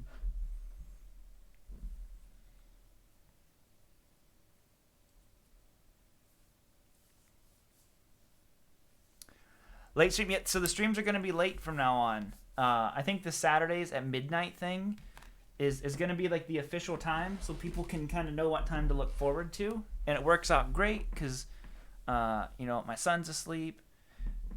And how's 922? Yeah, so you probably have a lot of the similar stuff to your house. Like I said, a lot of the stuff is just old. So like I said, old house comes with old house problems. But yeah, those doors, man, because I had to take the one off the hinges, and I didn't realize they were so heavy. And I just remember it's like, God, I'm like, oh my God, like holding on to the door.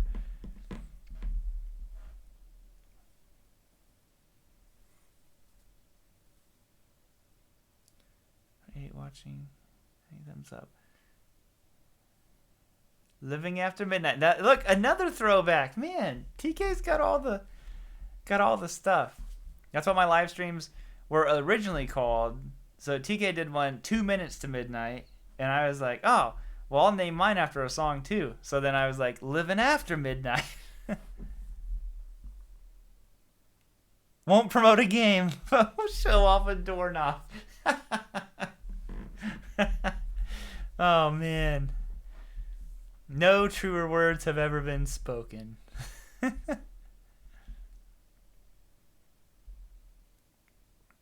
Again, to replay. Yep, you have to watch it again, man. That was a one and done deal, I'm afraid. Like the midnight time. Yeah, it works good for me too. Like I said, the only downside is my hands will be a little bit tired, so the playing won't be the best. But we can still hang out, you know, and get our jam on. And part of the live stream, kind of going back to what I was talking about earlier about you know, being all stressed out with the YouTube stuff, is I kind of put the live streams on here, and it'll basically, you know, until I'm like ready to get going on like doing all like the 4 videos again a week, you know, there probably won't be Sunday videos for a while, just so I can kind of like take a little bit of a break, and there'll still be videos on Monday, Wednesday, Friday, but I think the Sunday videos will take a little bit of a back burner for a little bit, and then I will just you know, we'll hang out and do the live streams.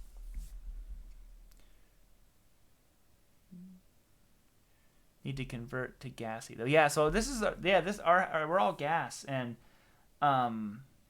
our old house before we lived here, the one that we were renting, it was kind of a weird situation, but you know, a lot of the stuff we had to figure out how to pay for. Some of it was the furnace messed up, but we had fuel oil, I think is what it was. So basically there was like a big tank in the back of our house, and then, you know, you'd get it filled up for winter, like 800 gallons or whatever it was. But the tricky part was no one works on fuel oil around here because it's such like a dirt. I think if I remember correctly, I think it was fuel oil, and they said it burns so dirty. You know, a lot of people don't want to mess with it. They're like, So there's like one person who, like an hour from us, who did it. And, hey, Neil.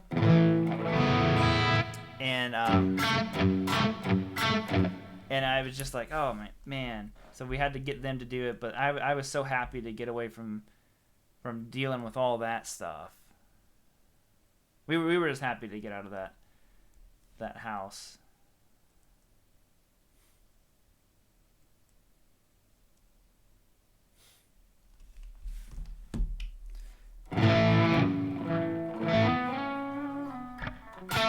Are you ready to get your telly on, Neil?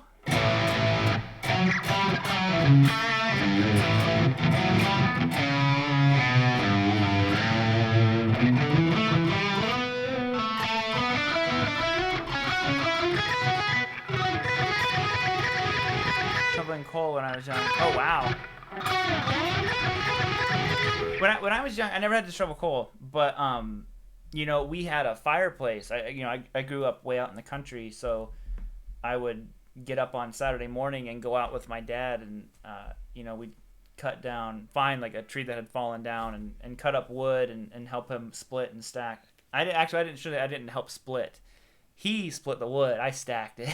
I was, you know, a little bit young, but yeah, we had you know, fire. Burning is basically how we heated the house.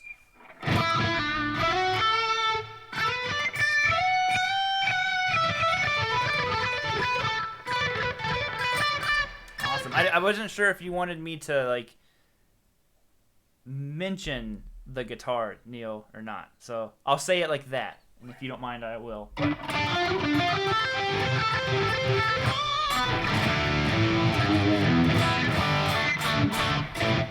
you learn about my boiler and work on it? I had to eventually. Oh wow, yeah.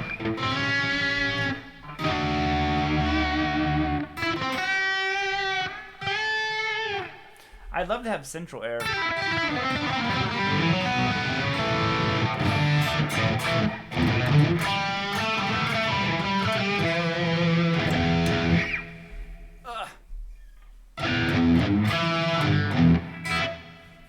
Catch up on some Z's.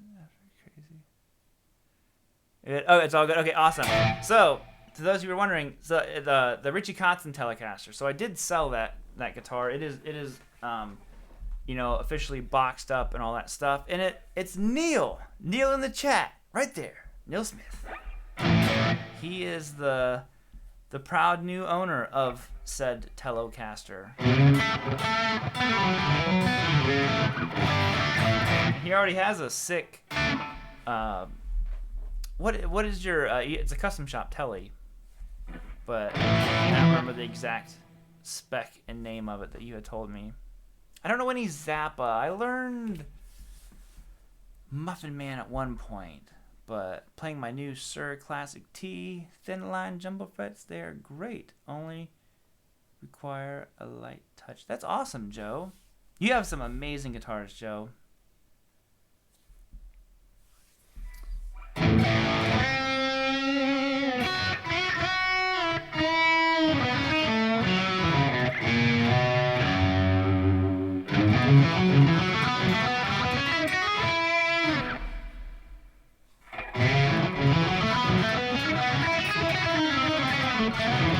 you have a video of what's on your desk? I think I have a studio tour video from a year or two ago, and I had the desk. The desk is like a weird thing because it's like you wouldn't think it'd be like such a big deal, but man, having a good desk that keeps stuff where you need it, custom closet, like that's what it was. But man, a desk affects your workflow so much. Where's my Bob Ross t-shirt? I know, right? Oh man, slopping up on you. Actually, I just folded that shirt. It got mixed in with other clothes, and I'm like, I haven't seen it in a while. And I was like, what's this gray shirt? It was like inside out, like, it's my Bob Ross shirt.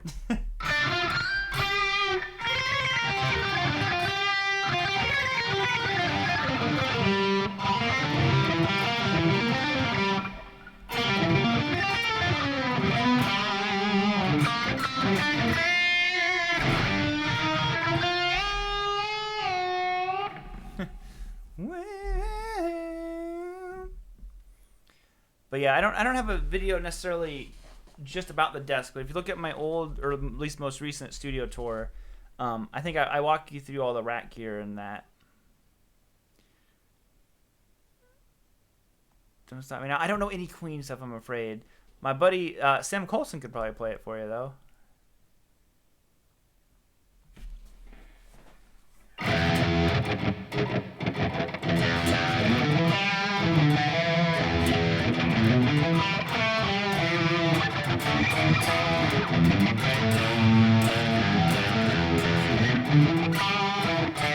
Joe, it's not back yet. We're planning something else with that, so it's not back yet, I'm afraid, but it will be.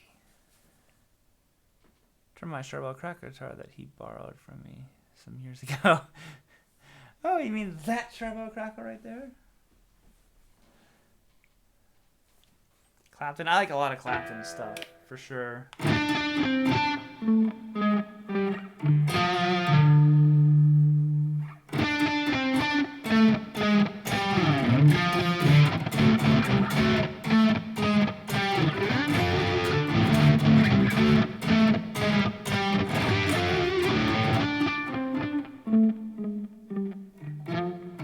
How quickly did the KM become number one? Pretty quickly, you know. That one was it was destined to be that. But like I said, this one is honestly, it's got, I think I had to like admit to myself the other day that this one is like tied with it as far as like the guitar that it just inspires me a lot. I just had to like finally like admit it to myself. I'm like, this guitar is there. It's tied with the Les Paul. Like it just is. Well, I'll do this.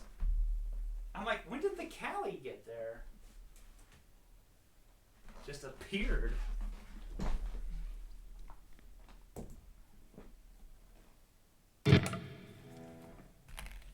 I was just getting ready to comment on that, like, hey, I haven't played a Les Paul at all in this stream.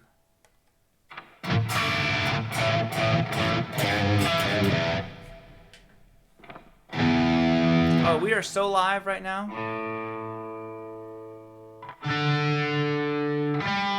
This is as live as it gets. Still live, 2 hours in.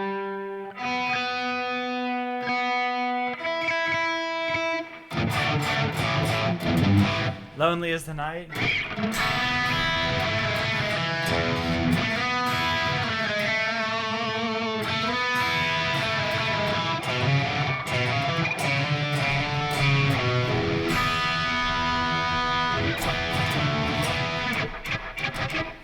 Every time I play that song, it reminds me, I have a lot of distortion right now for one, but it reminds me of Zeppelin so much.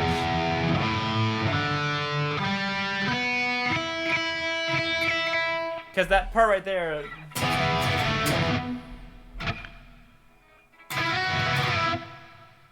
How's it go? I'm thinking, what's the song?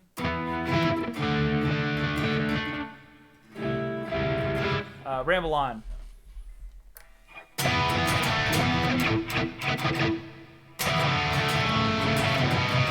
Can't remember how that one goes now.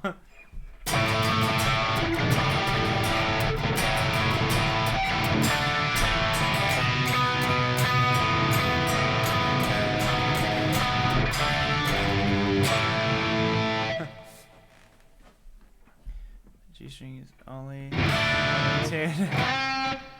It would have been great if the G. I know, right? This guitar usually does pretty good. I haven't played it as much recently, but it stays in tune really well.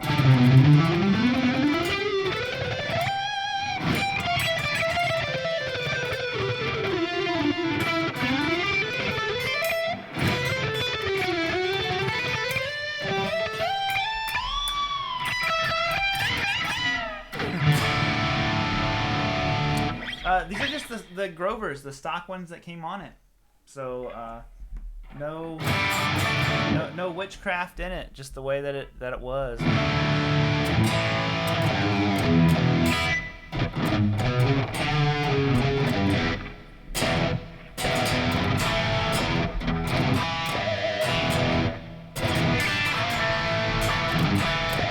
I can't do it. Take it down.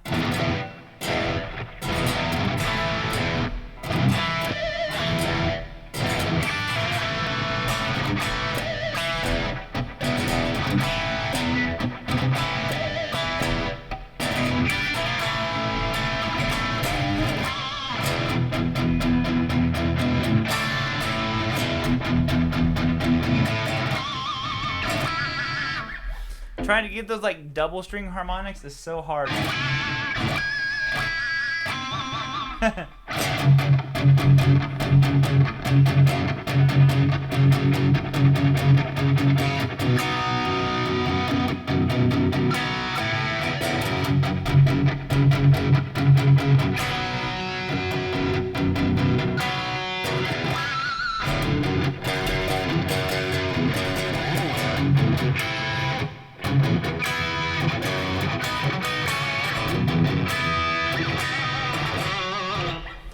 He-Man woman here.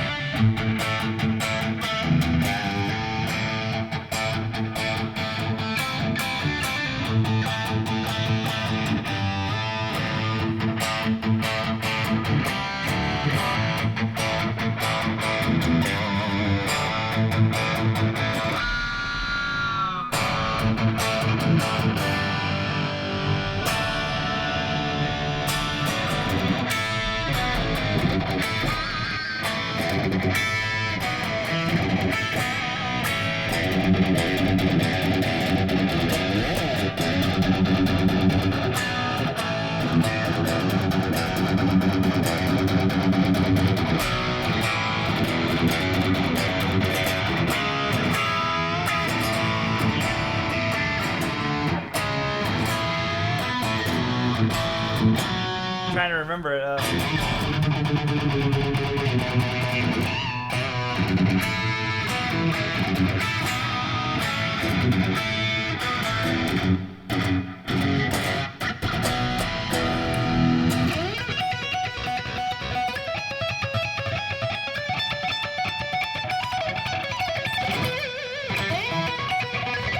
Hold on.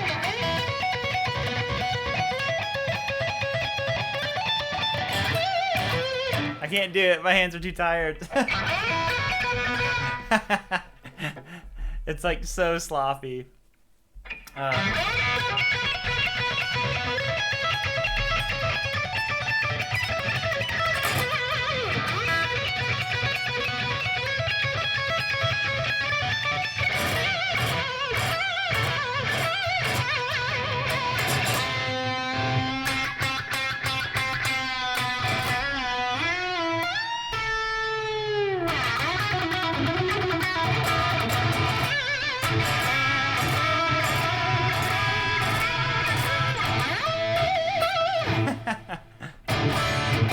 It's so hard to play like Zach, man, without just like annihilating your fingers.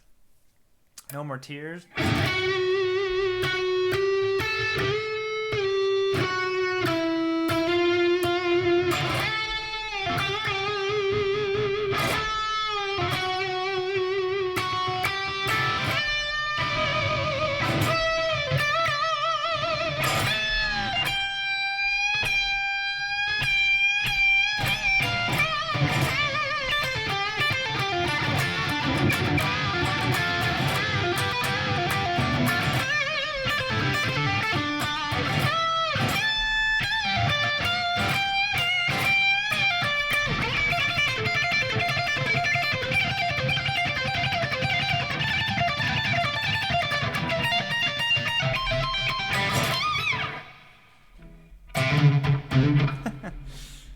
Alright, what are a couple of your favorite rock songs? Van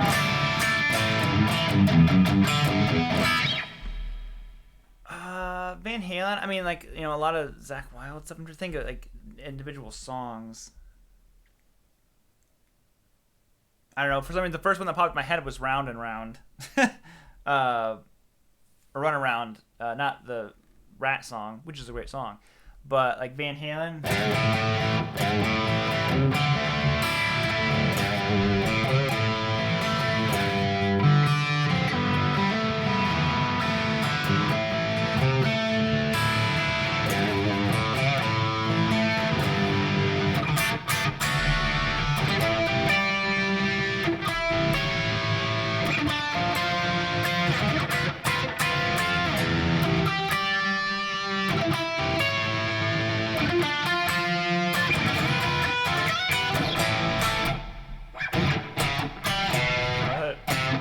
How do they go? Down,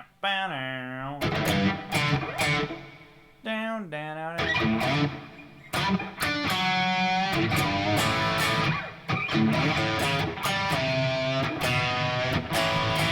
Then let's love it. Wouldn't that be nice? Ow! I walk, but I want it. Oh, what a fool believes. Got her in my sights, but just out of reach. Wow! Man, I love Sammy's voice. Here we go. And that riff is just incredible, you know?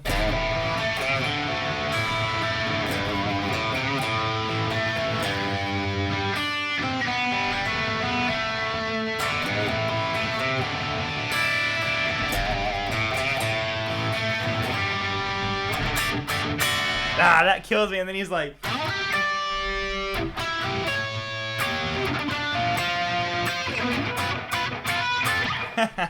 So good.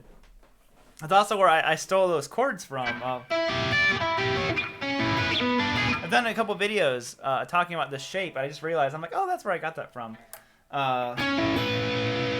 This shape is just really, it just moves all over the place.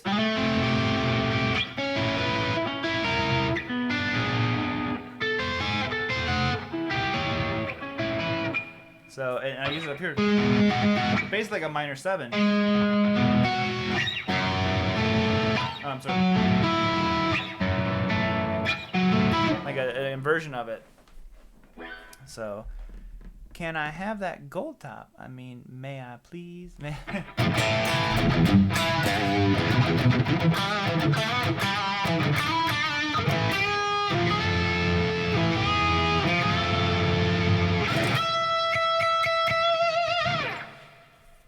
Is it gold top time? Before we call it a night. Oh, man, all this getting up. You guys are making me move. I'm a guitarist. I don't move. I just sit.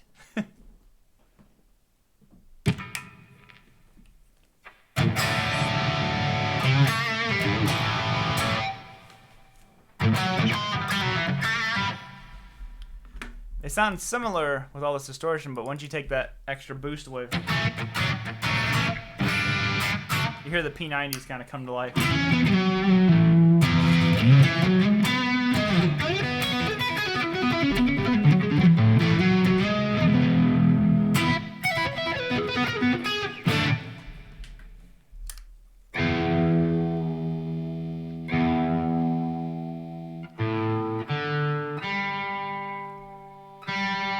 Classic Les Paul.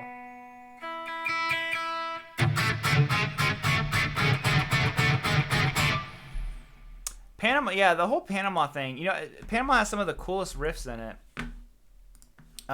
And to me, it's not even the main riff. The main riff is really cool too, of course.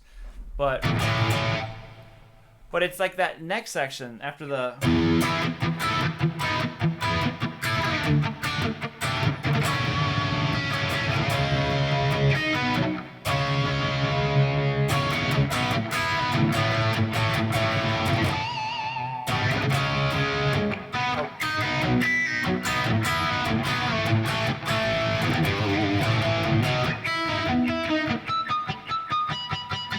like that, and it goes to the next riff, but then it's these riffs to me that are just so cool.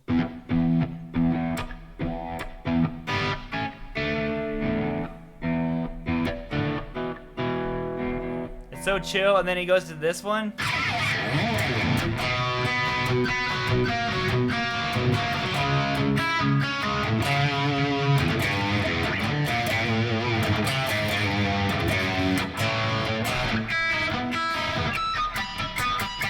I don't know.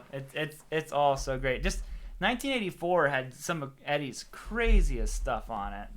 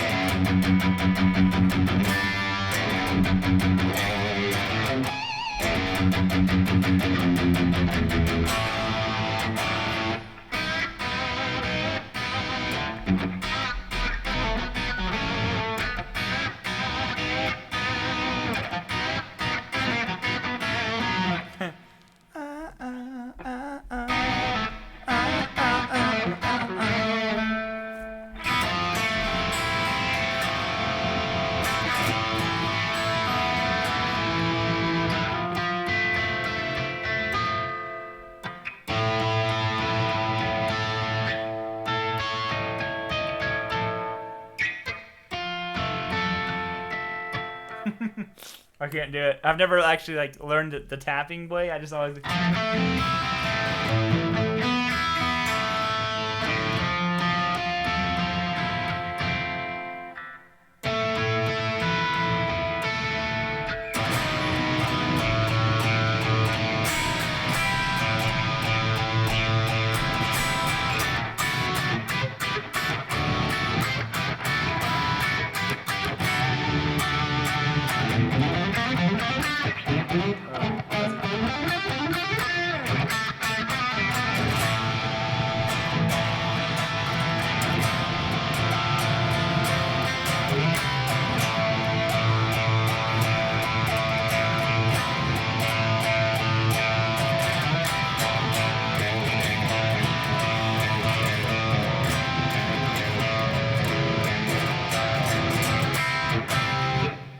And that next riff, like it's like one crazy riff after another. It's just constant. He's just like, oh, you think that riff was crazy? He's like,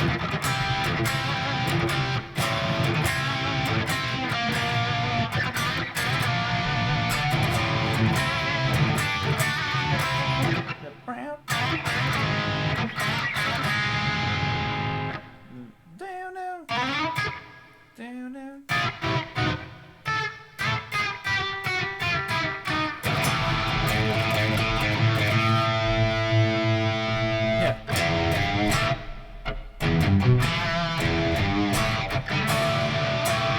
Headbangers in leather. I can't think of how that. How's the Montrose one go?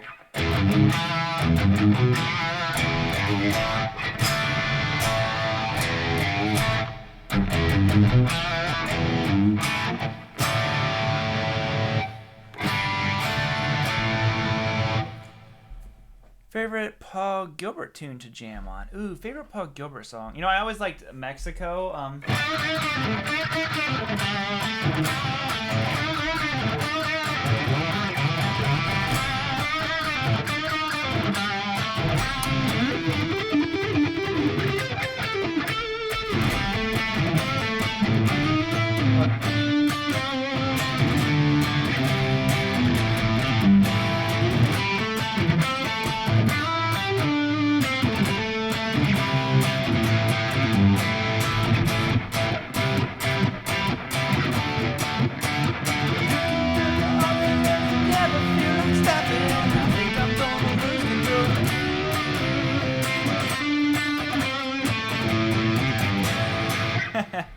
I always thought that was a good one.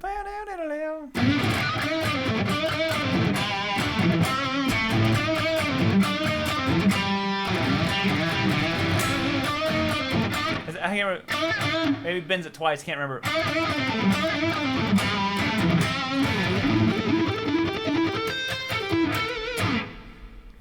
That one or technical difficulties.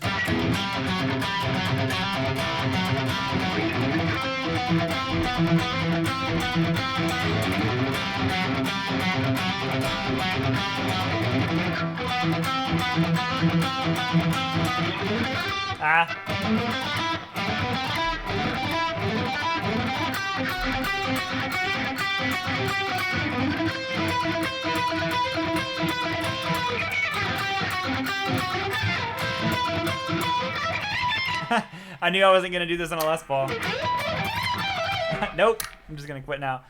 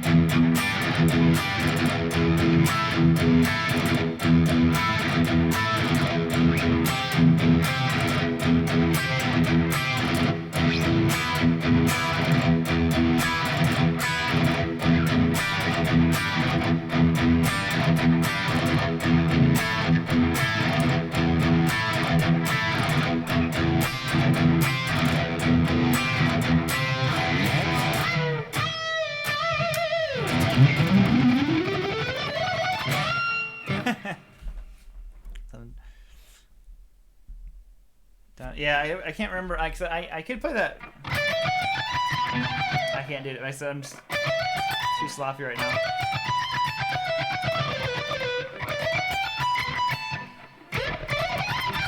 I'm not gonna be able to do it. But that run is really good. Whenever I can play it. Other Paul Gilbert ones. What's the?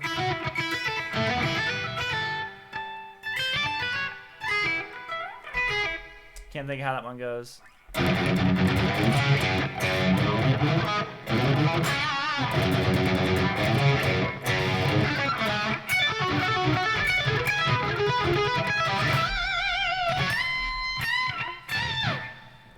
And then does other crazy stuff that I can't play. Did you ever get a Washburn in 4? I had one. Yeah, they're good guitars.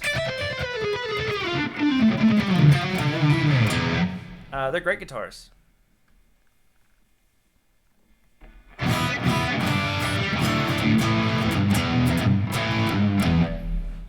Here, actually, I want to see something now.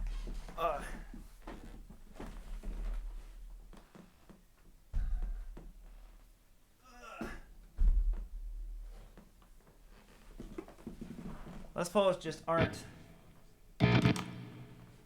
shreddy guitars. Green tinted 60s mine.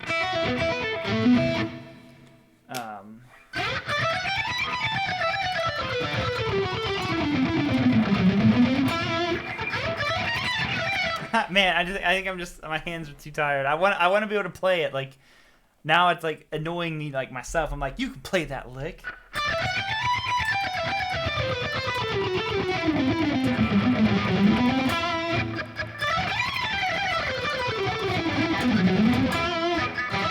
Yeah, that was better, but I'm just like.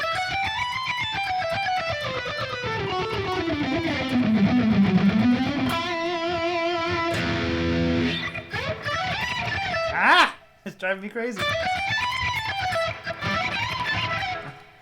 My hands are just too tired. I won't let it beat me though. This is basically what it's like when I'm practicing in here. I'm just like, I can play this lick. I will play this lick.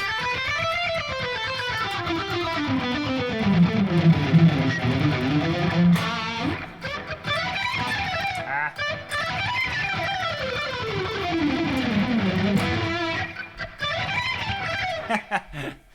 I think it has me beat tonight though. City, there's a guitar player and he looks like you. Maybe you have a lost brother from another mother.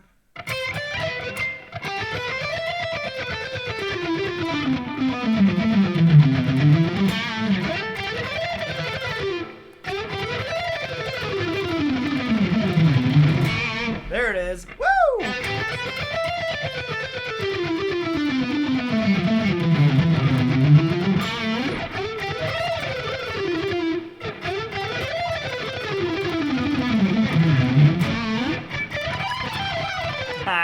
I lose it up at the higher frets.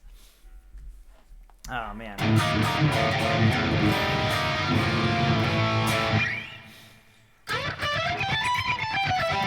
Nope.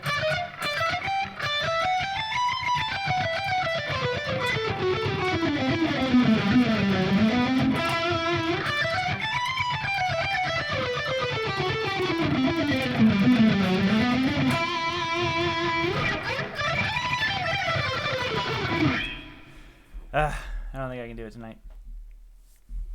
Hey, yeah, it's a great lick. It's really cool.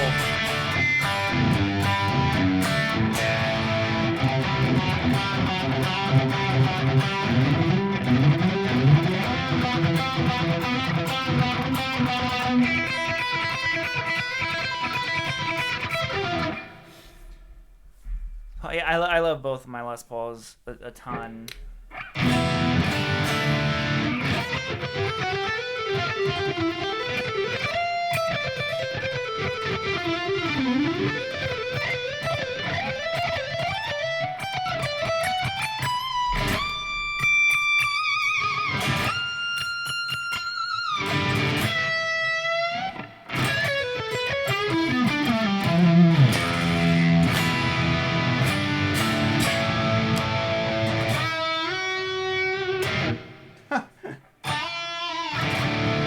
Thought I broke a string. I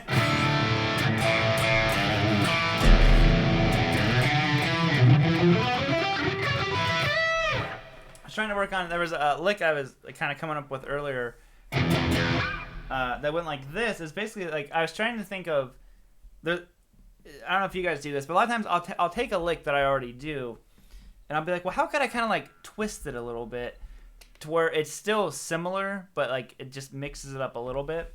So there's a pentatonic lick that I do that goes like this. And it's, you know, it's straight pentatonic. I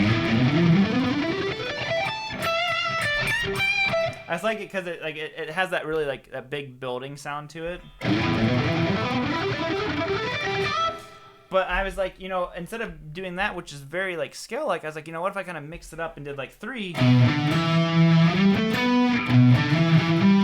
Some kind of way of like mixing 3 notes instead of 4. And then I was kind of like, what if I didn't stick pentatonic? Like you can, you know, if it's going fast enough, you can kind of put whatever notes you want in it. So if I went like this, so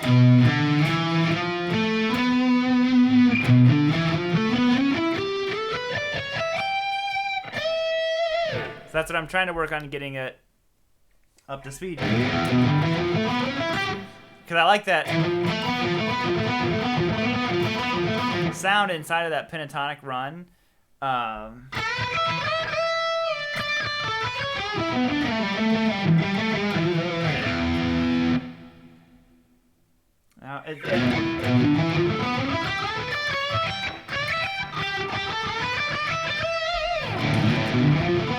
so I don't have it up to speed, but that's like one of them.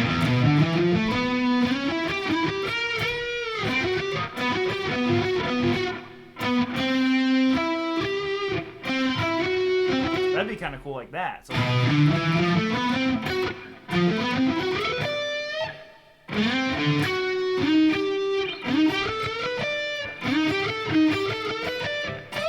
oh, there we go. So look, there it is. So you saw what happened real time.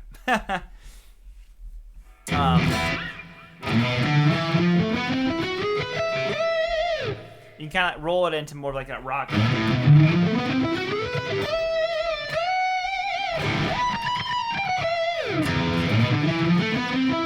That right there is what it was missing. That'd almost be cool too, like walk that little section up dramatically.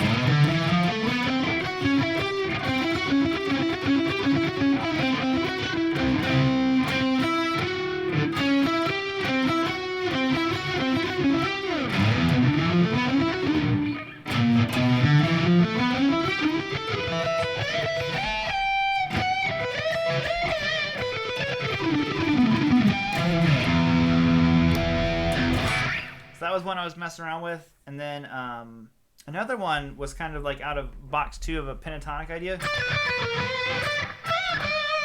but and it was kind of like an Eric Johnson idea where he'll kind of walk up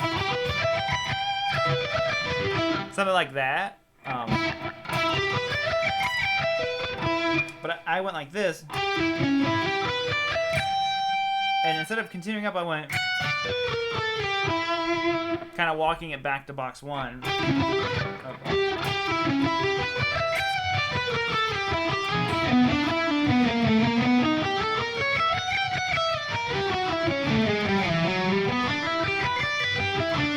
You can keep going with it all over the place, but that's just like, I'm not sure how you guys mess around with new ideas. Those are just some of them I was messing around with.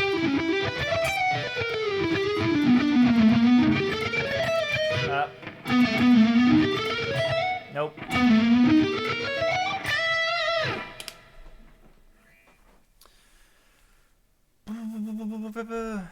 Need a Strat to get. Do we really need a Strat to get?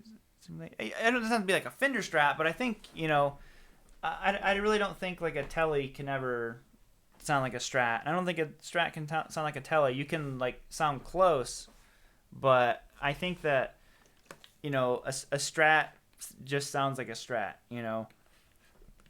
Seems like the Floyd wrote, you can get Strat-ish tone. Yeah, you can get Strat-ish tones.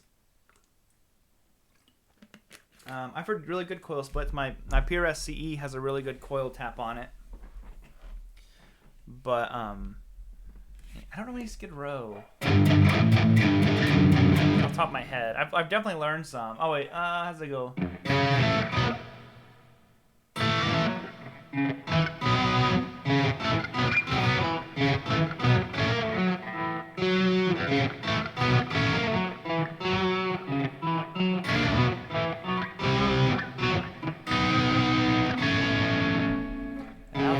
my window, there's a whole lot of...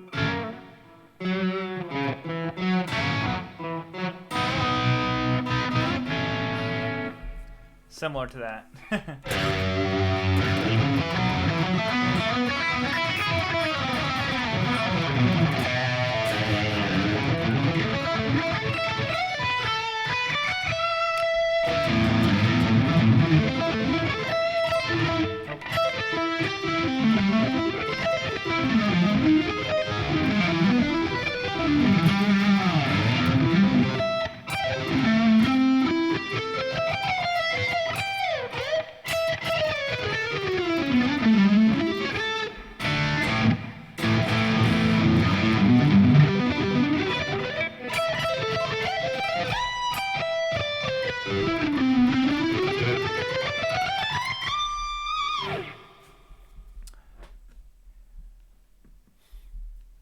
Bought a 335 and have been trouble with feedback while playing. Do you ever get Ramirez? Well, you know what? I don't, because I don't really play that loud, I guess.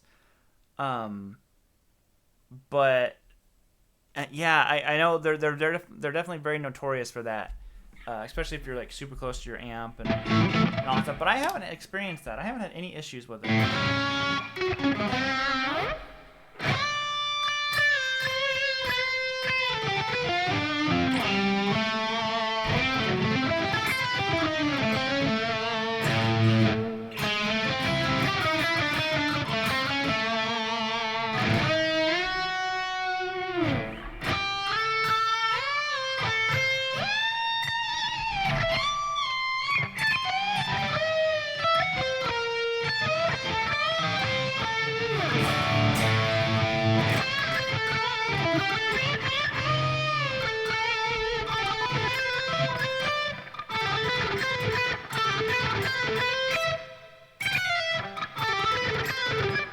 Kind of sounds cool.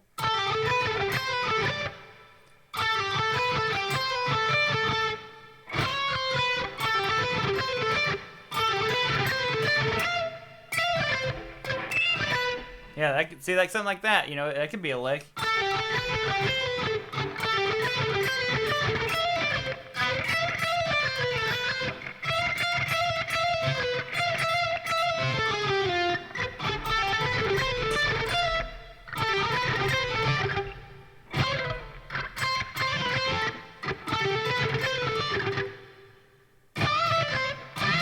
Ooh, that's kind of cool.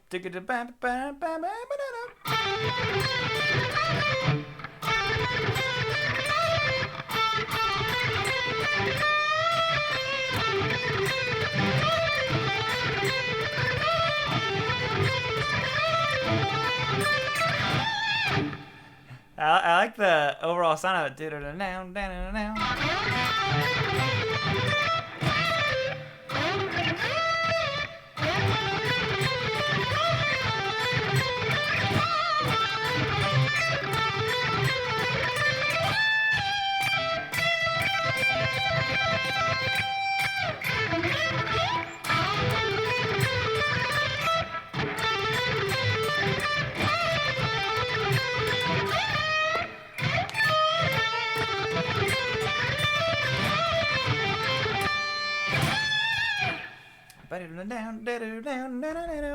Almost like a cool kind of like build up part for the song.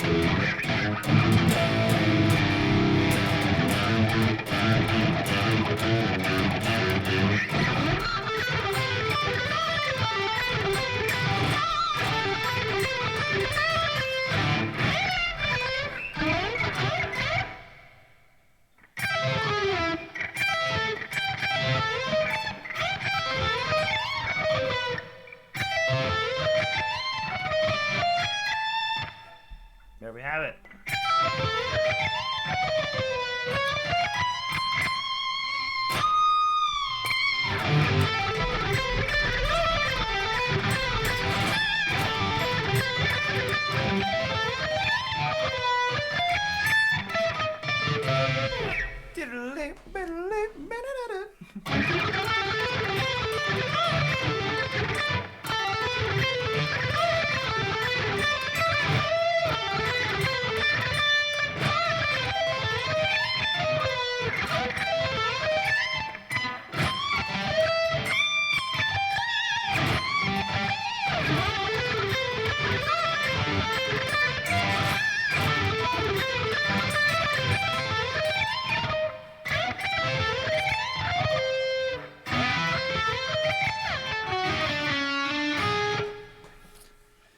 Boom.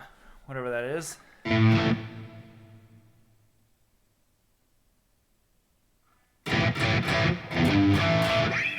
don't know how to play Bad Horsey.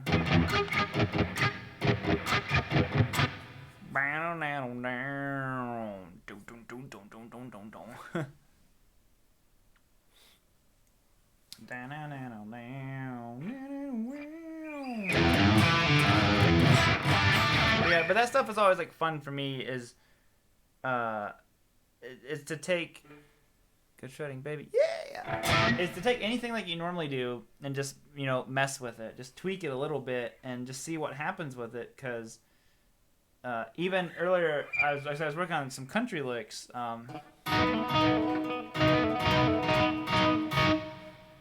It's like, okay, well, what if this note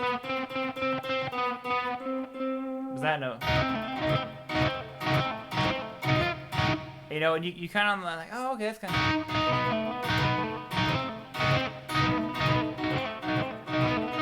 like metal country or something.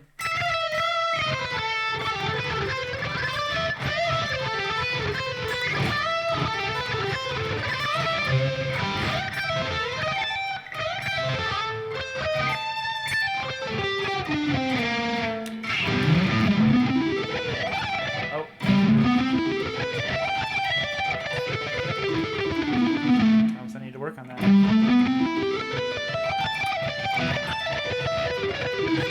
That'd be kind of cool.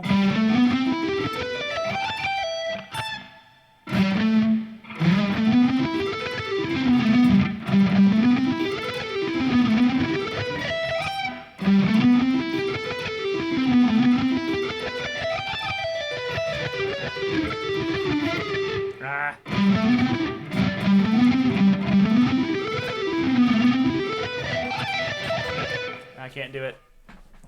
I can feel my hand getting tight because it's getting tired.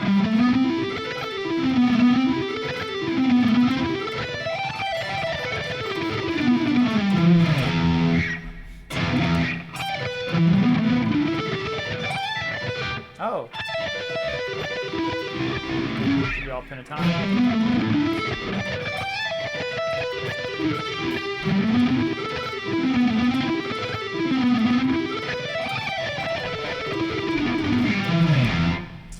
Whatever. My hand's whooped. Thank you guys all so much for hanging out. Almost 3 hours. This is probably one of my longest live streams ever. But no going back. I don't. I'm afraid.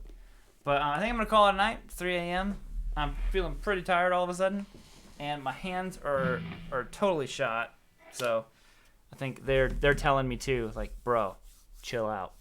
So thank you guys all so much for hanging out with me. Thanks to all the people who super chatted. Like these late ones seem to work a lot better for everyone.